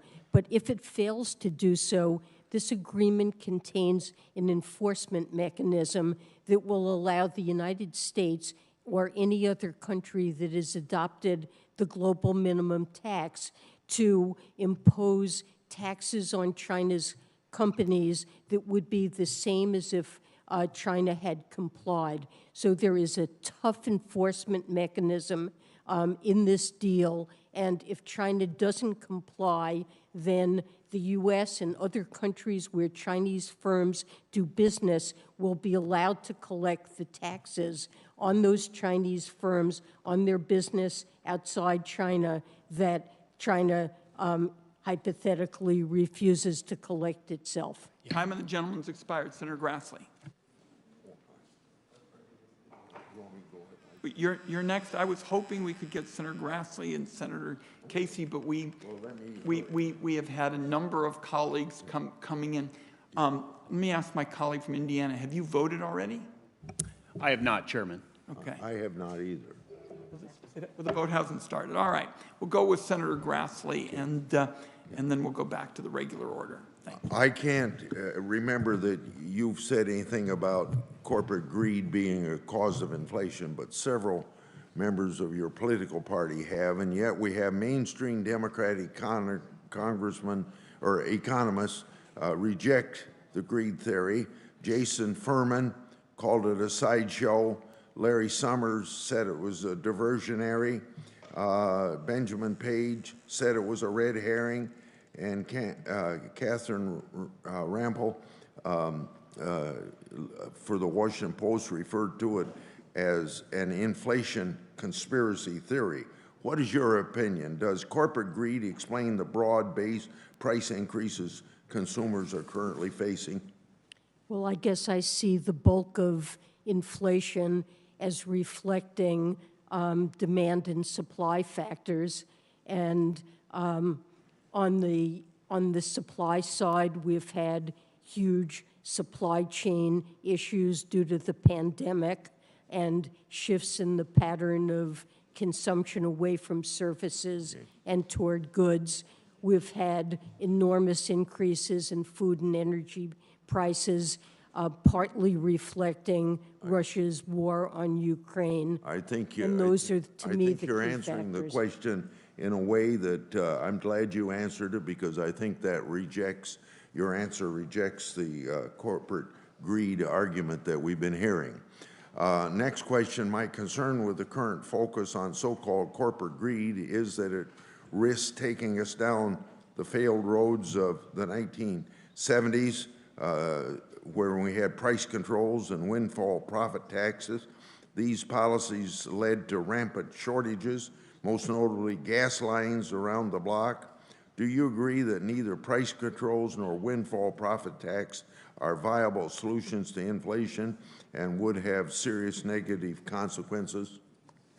Well, I do believe in a strong antitrust policy, and that's something that's been a priority of the Biden administration. Having active competition in markets, I think, is critical to innovation and to consumer well-being. And so enforcing a strong antitrust policy, I think, is important. But with respect to the broader inflationary trends, the Fed has to play a critical role. I think deficit reduction deserves a complementary role. And we've discussed earlier in this hearing ways in which Congress can bring down many of the costs, possibly not food and energy, but costs that are really burdening American households, whether it's prescription drugs, the lack of affordable housing. I think I take your answer as, with all the reasons you've given, that you're not advocating or thinking that price controls or wind profits taxes would have anything to do with fighting inflation. I'm going to yield back my time because I got to go over and vote. I'll put the questions in. I'm going to go to my colleagues, just so we're clear for the record. Clean Energy for America, passed in this committee, according to independent analysts, will save families $500. Okay. Let's see. Now we have an order of appearance, Senator Menendez. Thank you, Mr. Chairman. Madam Secretary, our country is suffering from a mass shooting epidemic. This year alone, there have been more mass shootings than days in the year. 22 schools have come under gunfire already this year, including Robb Elementary School in Uvalde, Texas, where 19 children were killed in cold blood in their classroom along with 2 teachers by an assault rifle. According to the Washington Post, more than 311,000 children at 331 schools have experienced gun violence at school since the 1999 Columbine shooting. After decades of Republican obstruction to Democratic efforts to address this epidemic of school shootings, we are now learning the long-term cost of this trauma. Researchers at Northwestern University found that students who are survivors of gun violence at school are less likely to graduate high school, and they are less likely to attend and/or graduate from college. These survivors are also less likely to be employed as adults than their peers. And if they are employed, they are likely to earn less over the course of their lives. So, Secretary Yellen, what is the economic cost of allowing the trauma of unabated gun violence in our communities and schools to continue unaddressed? Well, Senator Menendez, let me first say I am also horrified by gun violence, what we've seen in recent weeks over many years. And I do hope that Congress will take long overdue action and put in place common sense measures to reduce gun violence. I'm not an expert at all on the psychological impact of gun violence on student learning or human capital accumulation, but and I'm not knowledgeable of the study that you mentioned, but I do know that there is a large literature in economics that documents that events that take place in early life and childhood can have a lifelong impact on life outcomes, on labor market outcomes, on psychological well-being.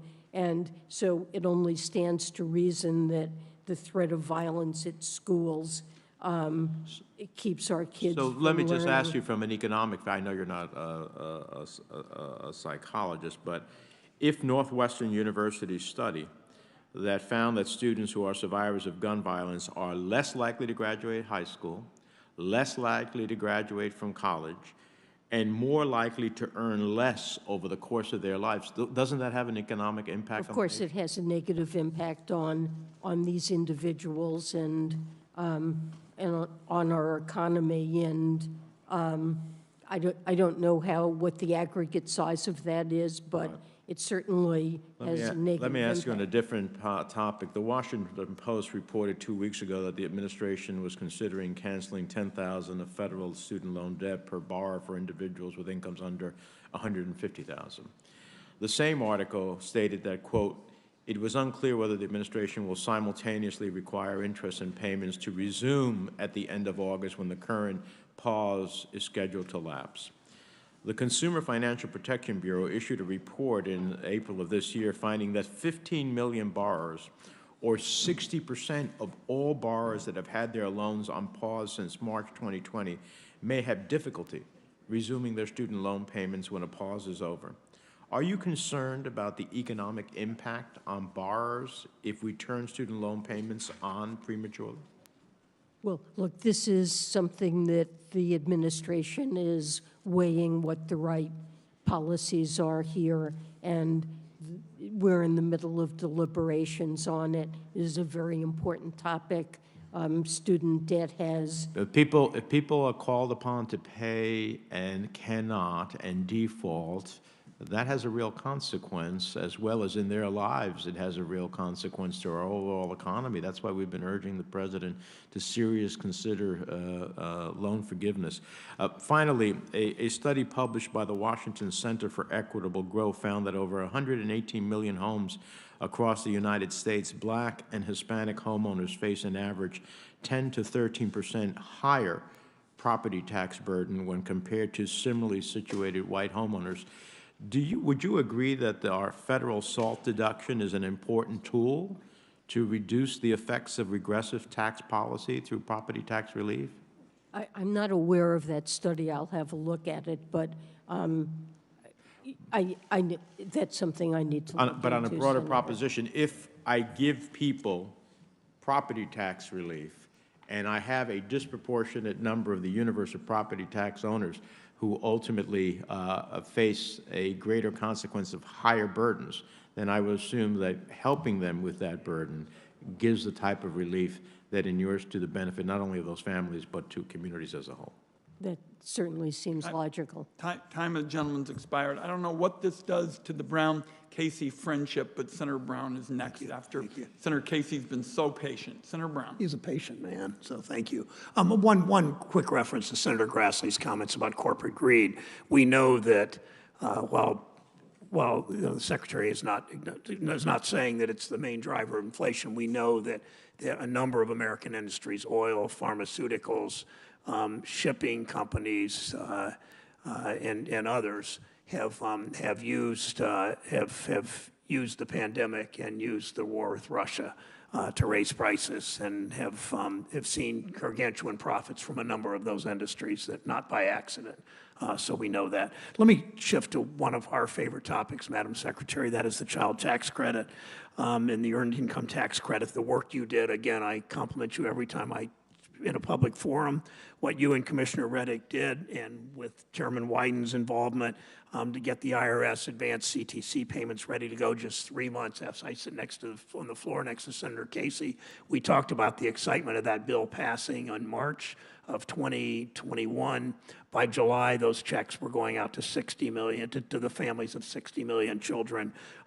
We should celebrate that perhaps more than we do. We know it slashed hunger rates by 1/3, cut child poverty by 40%.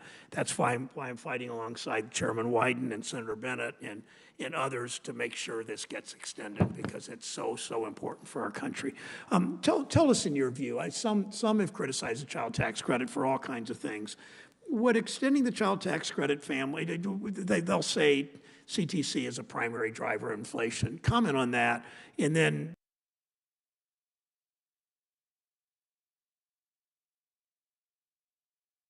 answer the question, if you would extending the expansion help families keep up with rising costs? Well, absolutely. Of course it would. You know, the aid that was it reduced poverty by almost a half, and all the CTC reduced inequality. It increased demand somewhat. U.S. food consumption in 2021 was above the pre-pandemic level, but what that means is that families were using the additional resources that they got from the CTC to feed their children. Did it have some marginal impact on food prices? Possibly, but what's important is that fewer kids went hungry. And look, this is just not a significant factor, the child tax credit, in impacting inflation. There are a lot of things driving inflation. We've had multiple COVID variants. When we early on expected the pandemic would ease and we would get back to life as normal. We've had ongoing supply bottlenecks. There are COVID-related shutdowns all around the world, including China. On food prices, Russia's invasion of Ukraine is having dramatic impact on food prices that has utterly nothing to do with the child tax credit. It was a relatively small expenditure. It was spent out over the full year 2021, and it resulted in a dramatic reduction in childhood poverty and financial insecurity for American families, and contributed little or nothing to inflation. Thank you. It's hard to call it anything but an unqualified success in showing that government can do the right thing and did do the right thing quickly and efficiently and effectively. Let me shift briefly in my last minute or so as chairman of international tax. A year ago, I teamed up with the chairman, who was Senator Warner, on an international tax framework that would put Americans first, that would get rid of incentives in the tax code that reward companies for moving overseas and ensuring that multinational companies paid their fair share. You did a very good job rallying the rest of the world around a plan that would stop this global race to the bottom and put workers first. I commend you and your very apt team on that. Why is it important for Congress to take action this year in the international tax issue? Why would American workers be worse off than if the rest of the world moved forward and the U.S. was left out? Well, I think that this is an extremely important initiative as one of the leading economy in the globe. And given that it's an initiative that we spearheaded, I believe we should do it. I think we need the revenues. It will raise considerable revenues. I think deficit reduction is important, but we also need revenues to spend on a wide array of programs that will, whether it's affordable housing or making health insurance more affordable, energy investments that will bring down utility bills over time. We need the revenue to support these investments and to support investments in people and making our economy more productive and lowering the burdens that households face. Thank you, Mr. Chairman. Thank you, Senator Brown, and thank you particularly with Senator Warner and I leading this effort. I thank you for it. Senator Casey. Mr. Chairman, thanks very much. I want to start, Secretary Yellen, by thanking you for your enduring commitment to public service, yet again taking on a tough job, and we're grateful for that and your presence here today and the work you've done. I want to thank the chairman and Senator Brown as well for the work they did to make it possible for us to have the child tax credit, the enhanced version of that in place. In my home state of Pennsylvania, 2.2 million families benefited from that reduction in poverty. And that reduction occurred as much in rural areas as it did in urban areas. So we're grateful for that. I wanted to talk to you about workers and ask you one or two questions about the tax code and workers. When you compare what the tax code has done as it relates most recently to workers compared to corporations, we know in 2017 the corporate rate went way down from 35 to 21. That 14-point drop was about $1.4 trillion over 10 years. But what is not talked about a lot is what workers lost in that tax bill. They lost their ability to deduct moving expenses when a job forces them to relocate. They also lost, if they're a member of a union, they lost the deduction for the cost of their union dues. Workers can't deduct the cost of their union dues, but corporations are still permitted to deduct the cost of running anti-union campaigns. This is both an insult to American workers and should be an insult to every American, but it's also an insult and I think in direct contravention of the 1935 National Labor Relations Act. Earlier this year, the President's Task Force on Worker Organizing and Empowerment spoke to these issues. I've got two bills, one bill to restore the tax deduction, but also another bill to crack down on union busting. Madam Secretary, I'd ask you to respond to this question. Do you agree that we need to restore and improve the union dues tax deduction that the 2017 tax bill took away and end the taxpayer subsidization of anti-union campaigns by corporations? I do, and let me say that we strongly support the work that the Worker Empowerment Task Force is doing. We look forward to working with you and other members of Congress to develop legislative provisions in support of that mission. Thanks very much. The last question I have is about the code again.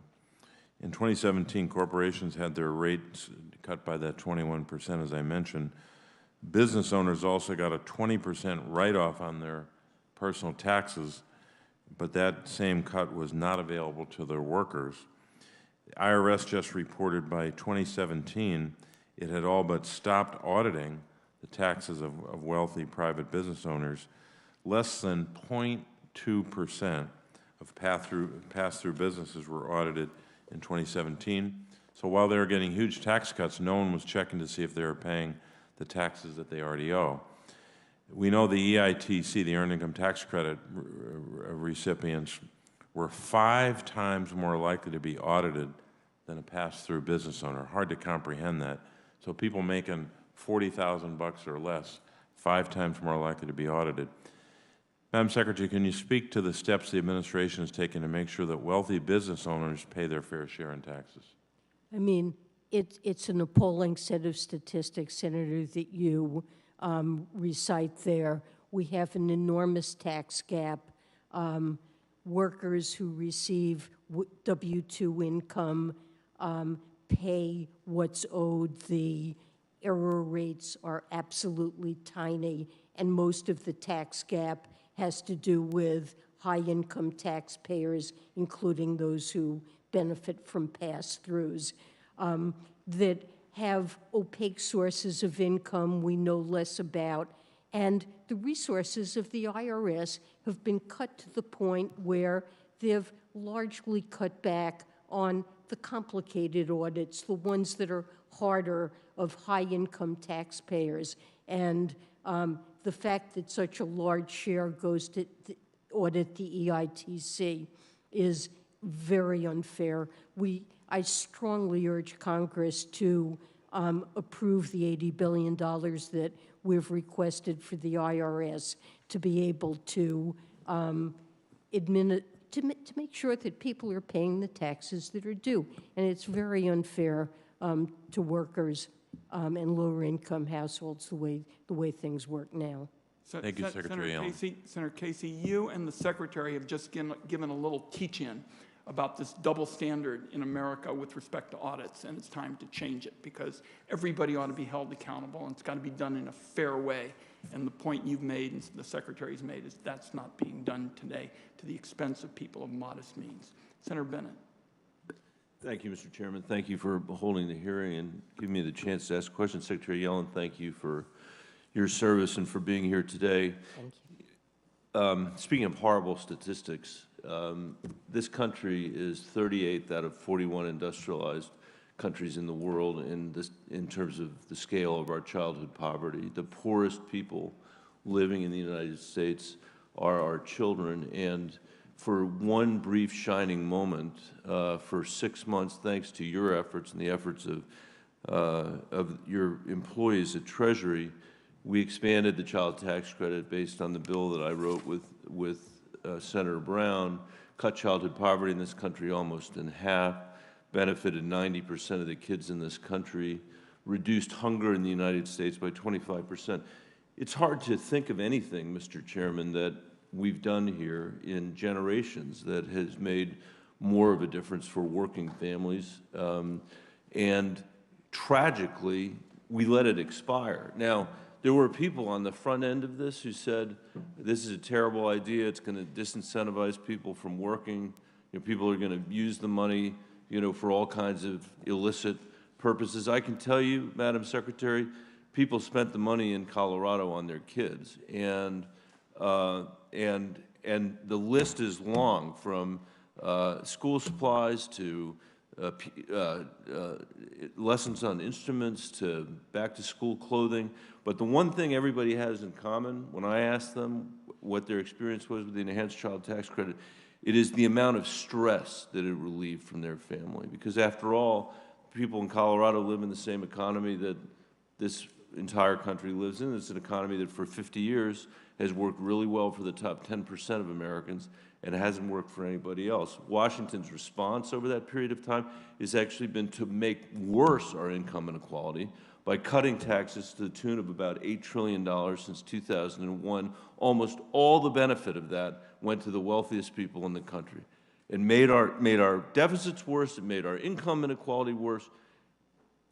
It's staggering that that is what we would do. And finally, we finally did something for working people with the enhanced child tax credit and the enhanced earned income tax credit. And at the end of the year, we turned our backs on the poor children in America that benefited from this, the 90% of kids that had the benefit of this. I've been here year after year after year, Madam Secretary, at midnight on New Year's Eve or on Christmas Eve, when we didn't have any trouble extending tax cuts for the wealthiest people in this country. We didn't have any trouble extending tax cuts for the biggest corporations in America. But when we had actually lifted kids out of poverty, when all the studies that I have seen, and this is what I'm going to ask you about, Madam Secretary, all the studies that I have seen have demonstrated that the tax credit worked as it was intended and did not disincentivize anybody from working.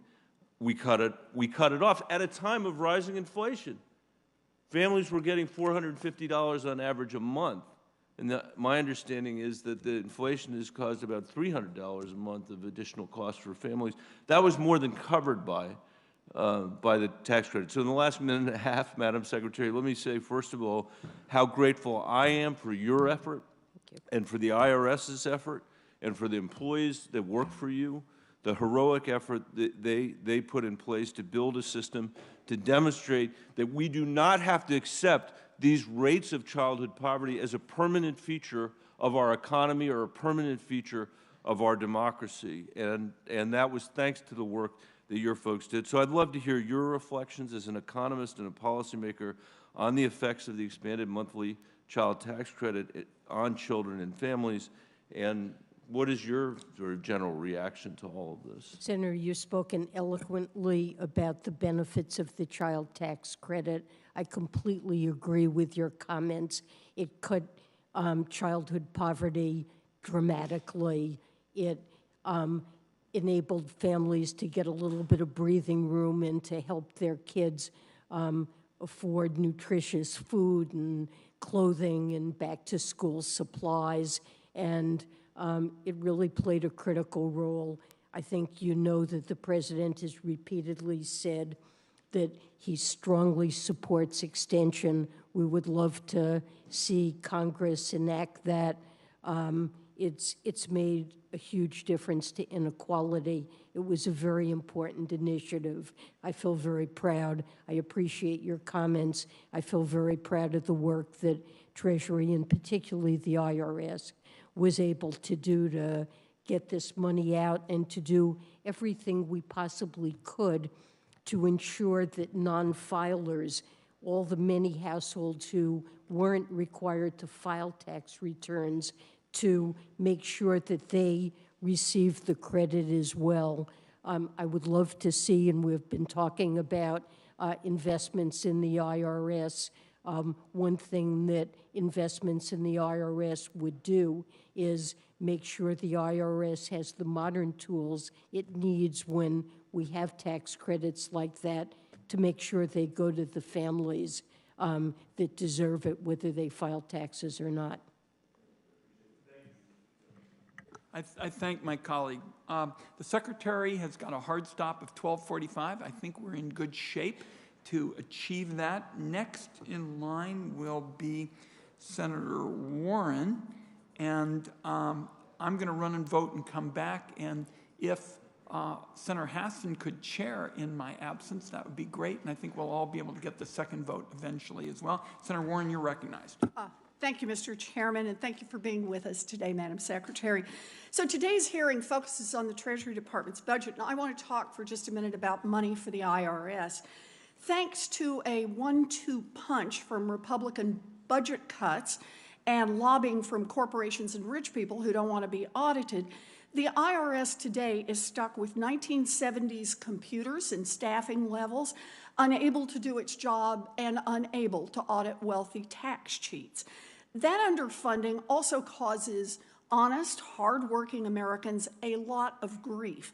According to the IRS, the average American spends about 13 hours and $240 every year just to file their taxes. 13 hours, $240. And sure, some people have complicated taxes that take time.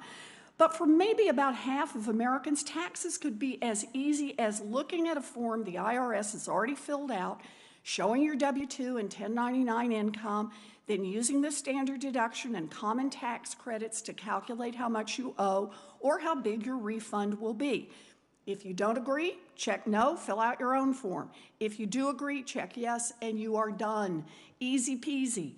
But the IRS does not have that kind of easy-peasy program. Instead, years ago, the IRS cut a deal to send taxpayers to companies like Intuit and H&R Block to figure out what they owe. And in return, these companies were supposed to make free tax filing for 70% of American taxpayers through the Free File program. Secretary Yellen, what percentage of taxpayers actually use Free File right now? I believe that last year about 4%. About 4%. 4. That's right. So it was supposed to be 70%. Turns out it was 4%. And you know that is not an accident. These companies deliberately sabotaged the Free File program and steered people to products that they could charge for. Now, companies like Intuit and use misleading advertising, hid free products from Google search results, all so that taxpayers had to spend more money to figure out how much they owed.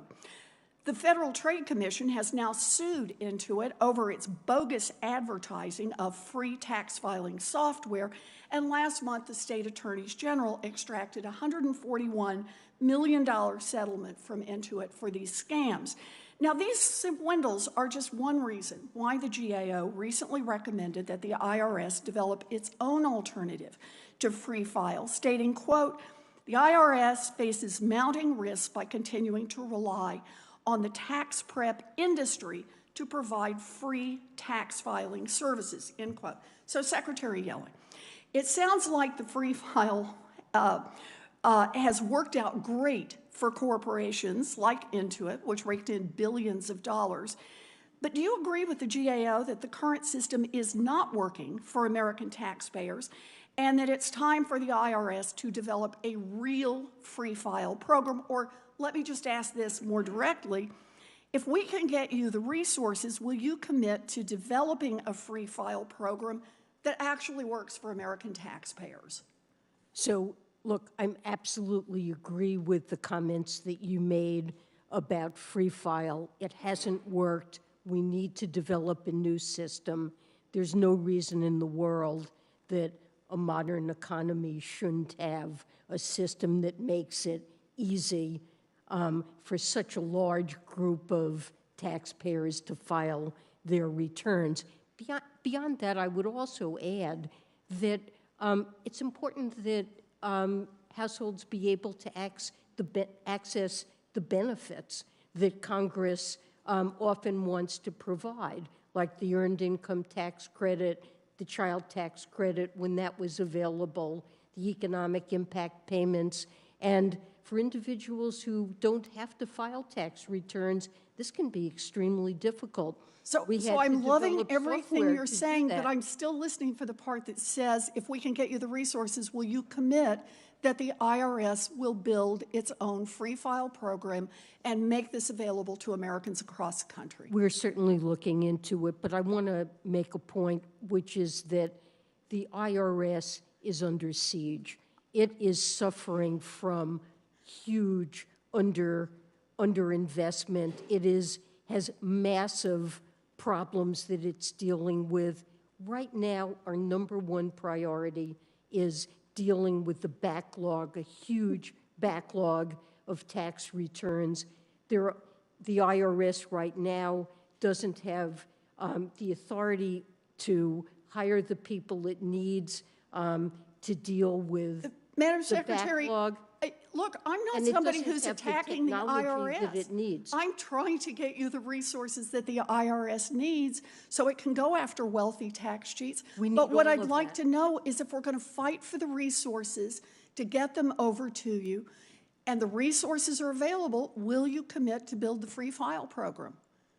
It's definitely a priority. It's definitely something we should do, and when the IRS is adequately resourced, it's something that will happen. Well, I think it's something we need to do. Look, I have a bill, the Tax Filing Simplification Act. I'm going to reintroduce it that would require you to do this. But I just want to make clear, you could do this. If we get you the money, I'd really like to see this happen. Senator Warren. Treasury has the authority now and needs to use it. Thank you. Thank you, Senator Warren. Senator Thune, I'm going to defer to you. Okay. Thank you, Madam Chair. Madam Secretary, welcome to the committee. As you know, President Biden recently wrote a Wall Street Journal op-ed that tackling inflation is the, quote, top economic priority. And I think that's a welcome development for the President to acknowledge that inflation is a problem. It wasn't that long ago that President Biden and his top economic officials were claiming the extraordinary increase in Americans' cost of living was merely transitory. I know you've responded to some questions on this subject already, but do you still view inflation, which remains near a 40-year high, as transitory, or do you expect an extended period of raised inflation? Well, when I said that inflation would be transitory, what I was not anticipating was a scenario in which we would end up contending with multiple variants of COVID that would be scrambling our economy and global supply chains, and I was not envisioning impacts on food and energy prices we've seen from Russia's invasion of Ukraine. So as Chair Powell indicated himself, both of us probably could have used a better term than transitory. There's no question that we have huge inflation pressures, that inflation is really our top economic problem at this point, and that it's critical that we address it. So I do expect inflation to remain high, although I very much hope that it will be coming down now. And the President's budget on that point projects inflation at 4.7% for 2022, which seems to be an entirely unrealistic assumption given that inflation the first half this year has been well above that rate. Has the administration's 4.7% inflation assumption proved accurate for 2022, or should that number be revised higher? Well, we're in the process of producing a new forecast for the mid-session review. The numbers aren't locked in, but it's likely to be higher. Well, hopefully we won't have to wait long for that, right? I mean, when does that review come out? I'm not sure what the date is. Let me just say, too, there's a couple things that the President obviously has suggested, that the inflationary numbers are a result of Ukraine. And clearly, if you look at the CPI inflation data, it was largely collected before the Russian invasion of Ukraine.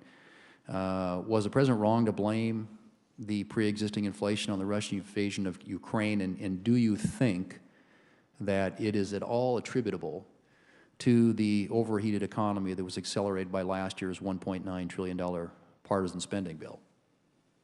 Look, when President Biden took office, the United States faced a really horrendous problem in that it was projected that unemployment would stay extremely high for many years.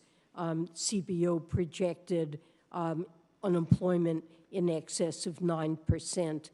And he had to decide what's an appropriate policy to address what all of us thought at that time was the greatest risk facing our country, which is that we were seeing cars line up at food banks, people going hungry, people beginning to lose the roofs over their heads,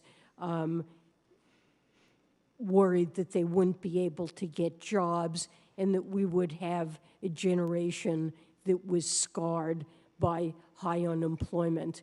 And we put in place and designed a program in the ARP that not only was intended to address those risks, but succeeded in doing so better than anyone could have anticipated. Right now, we have about the lowest unemployment rate we've had in post-war history. In recent Federal Reserve survey, more households than ever have described their financial situation as strong.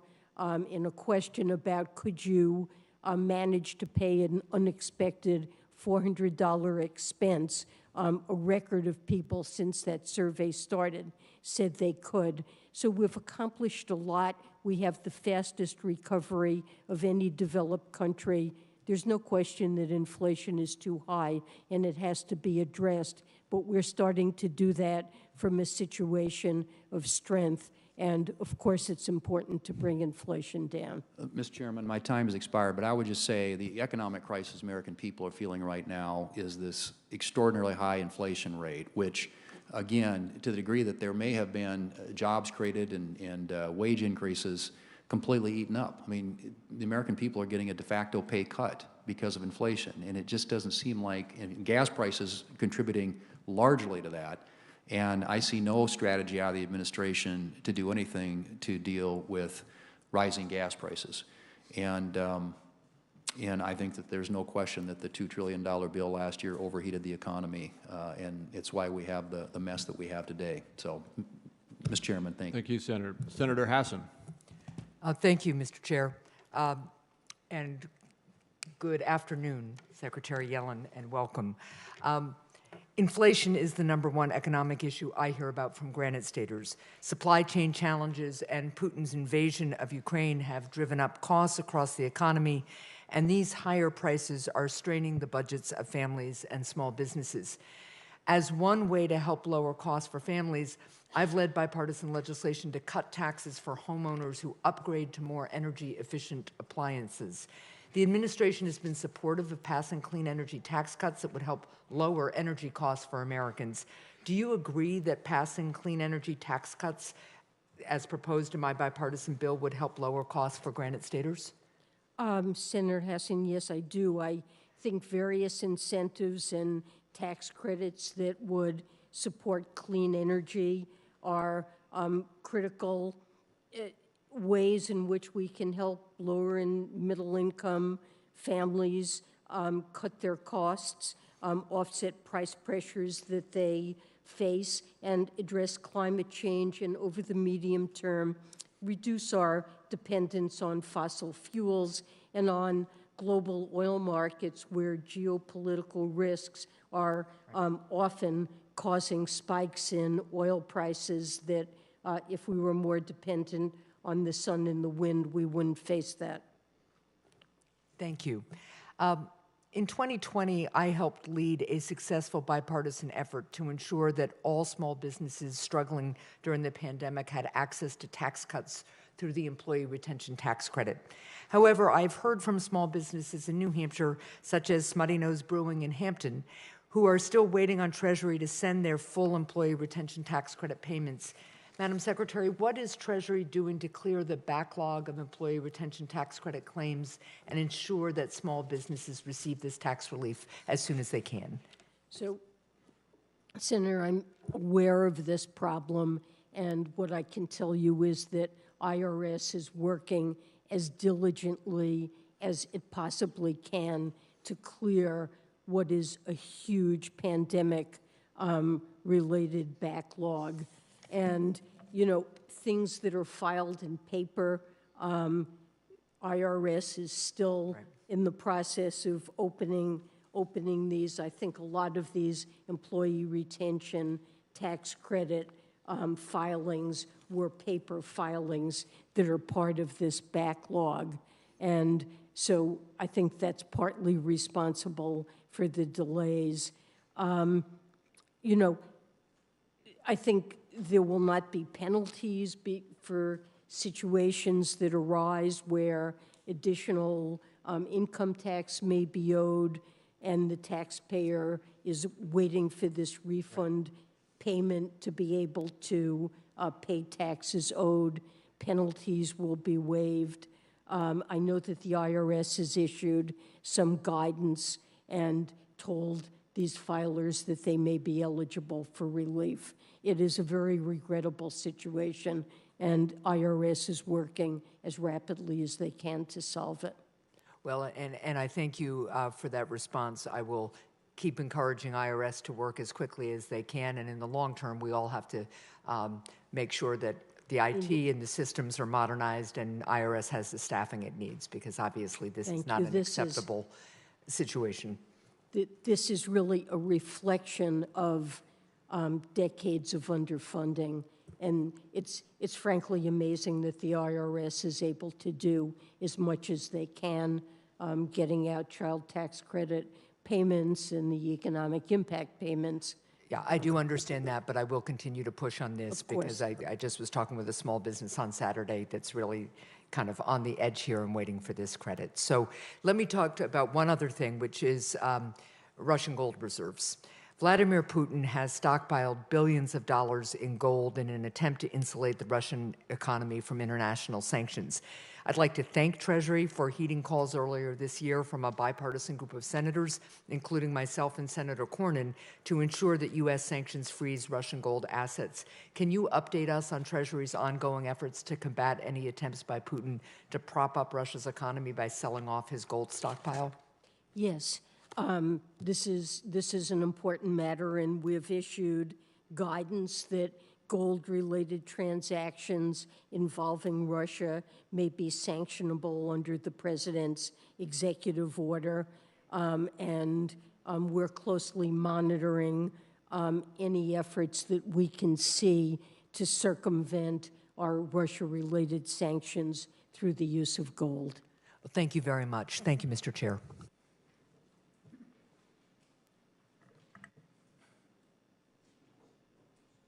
Senator Barrasso's next. Thank you, Mr. Chairman. Thank you, Madam Secretary. Appreciate you being here to testify today. Things have gotten a lot worse since the last time you testified before this committee. Inflation is at a 40-year high. It's impacting Americans with higher prices across the board. When President Biden took office, the price of a gallon of gas was $2.38 a gallon. Today, it is $4.92 a gallon. This past Memorial Day was very expensive for people to travel.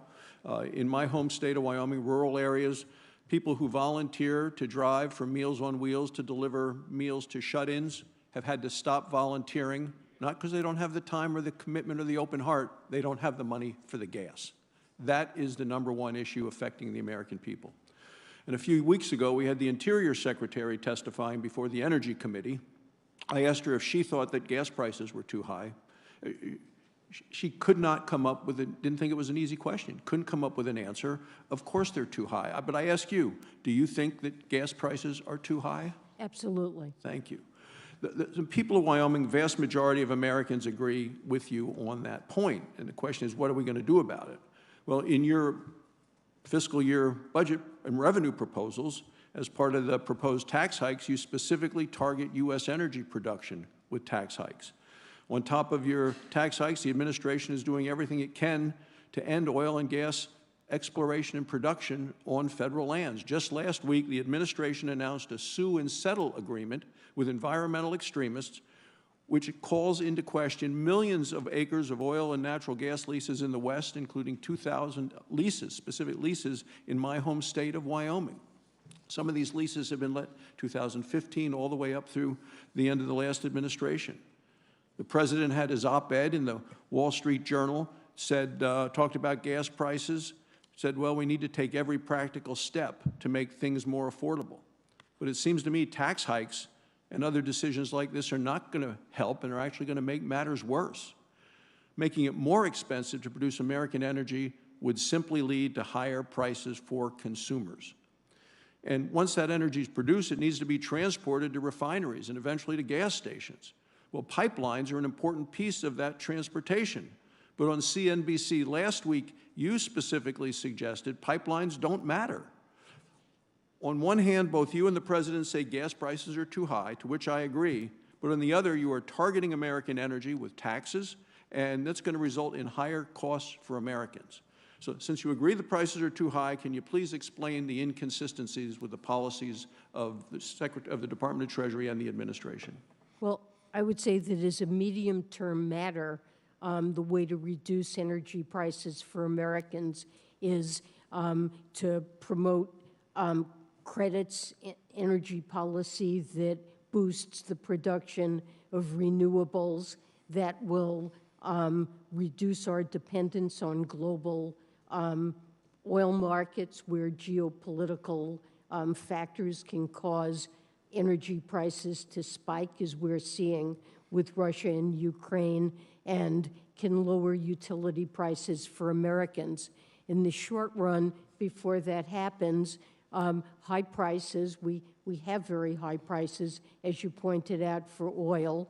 I believe that producers are sitting on 37 million acres of land under lease from which they can drill and produce additional oil, and high prices are a motivation to do that. So we do need additional oil.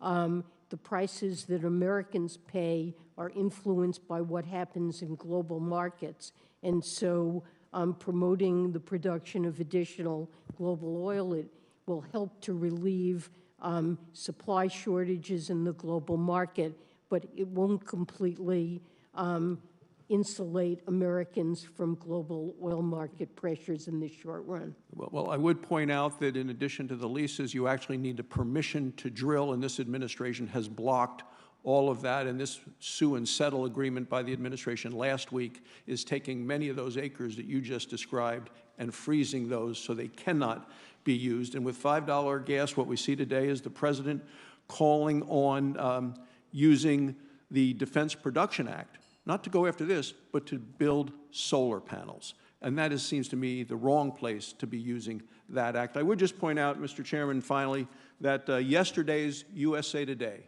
front page story, picture, Madam Chairman, of you, Madam Secretary, you and the President of the United States. Yesterday's USA Today headline, "Small Risk of Inflation Swelled to a Global Threat." Underneath, White House waved off economists' warnings. And they quote you from ABC, March of 2021, "Is there a risk of inflation?" You responded, "I think there's a small risk." This is with regard to signing the American Rescue Plan. You say, "and I think it's manageable." Given that, it makes me wonder why Americans should put any confidence in your pronouncements and decisions and recommendations today. Thank you, Mr. Chairman. Thank my colleague, Senator Whitehouse. Thank you very much. Madam Secretary, good to have you with us. Thank you, Senator. At the end of a long morning for you.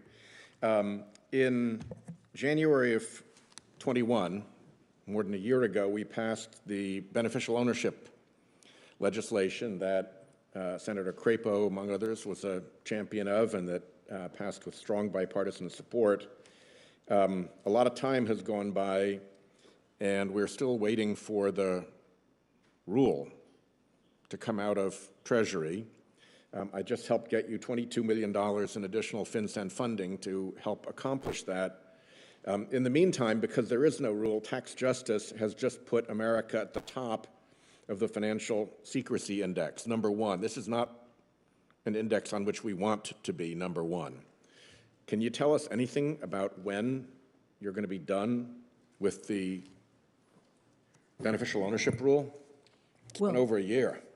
Well, last December, FinCEN did publish a notice of proposed rulemaking to implement the beneficial ownership reporting requirements, and that's the first rulemaking. The second will govern access to the beneficial ownership information system, and that will be published certainly this year.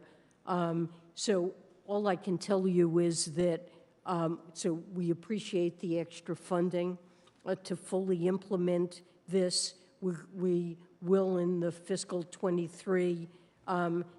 We need full funding for building of this database, but we appreciate the funds that were in the Ukraine supplemental.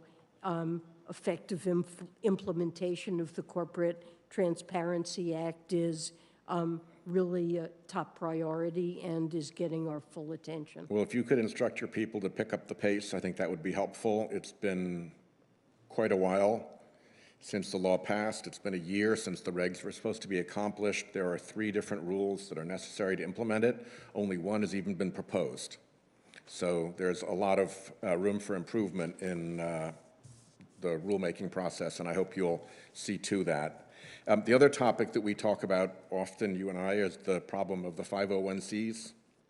You have indicated that the political dark money that they facilitate is a problem for our country, and you have said that you will give it serious review and serious study.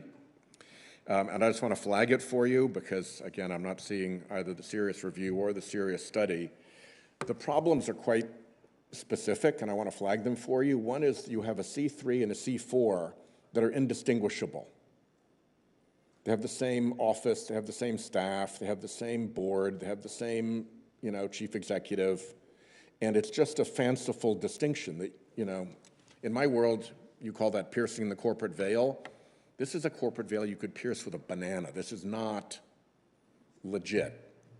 And to look into that, I think, is well worth doing. The other issue has to do with the so-called 50% limit. The 50% limit is ignored by circles of affiliated nominal corporations, so that if somebody makes a donation to one, they can then spend 50% of it on politics and put the other 50% to an affiliated organization, which then spends 50% of it on politics and puts the remainder to another affiliated organization. If you have just 4 of those organizations working in concert together, you're over 90% of the donor's money going for political advertising. And that's not what the 50% rule intended either. And I think that the IRS is simply not looking at these essentially phony setups that are allowing these anonymous folks to get around both the letter and the intent of the law. So again, please, serious review and serious study, I think, are in order. What we have had in the meantime has been a completely false narrative blown up by your own Inspector General that this was all a wicked effort to target conservatives. That narrative got legs because an enormous propaganda effort was done to push it, but it was debunked by the Inspector General. But we're still living with the aftermath of that, and nobody is telling the truth in the Treasury Department about what really happened, about how the system is being gamed by indistinguishable 501c3s and 501c4s, and by these coordinated efforts to spin the money through affiliated groups so that you can end up spending it all on politics instead of the nominal 50%. So if you could please look at that, I would be grateful. I thank my colleague. Could she just quickly answer that? Oh, of course. Before I go? Please. I know my time's up, but No, if she could answer that Madam briefly. Secretary, please. I understand the importance of this issue and agree with you that we absolutely need to get dark money out of politics. We'll work with you to try to do that. Great. Look, if we can look at those specific things, that would be helpful. I thank my colleague. Members have a week to submit written questions, and Madam Secretary, we're going to have you out the door actually early. And just one thought on closing. It seems to me we're closing where we began, which is that Congress has a big role to play in cutting costs, which helps to cut inflation. And we talked about prescription drugs, for example. I mean, that's key. Medical expenses are gobbling up everything in sight.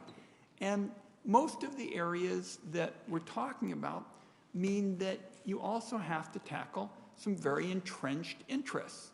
You know, it seems to me that nobody in America that I meet is saying, gee, Medicare shouldn't negotiate to hold down the cost of medicine. The Biden administration, colleagues on this side of the aisle have said, of course you ought to negotiate for these expensive drugs, the cancer drugs, for example. Same is true about clean energy for America. You know, what we said on this committee, Madam Secretary, to hold down energy costs is we're going to take those 45 provisions in the tax code on energy and basically throw them in the trash can and say that for the future will be about clean energy, clean transportation, energy efficiency.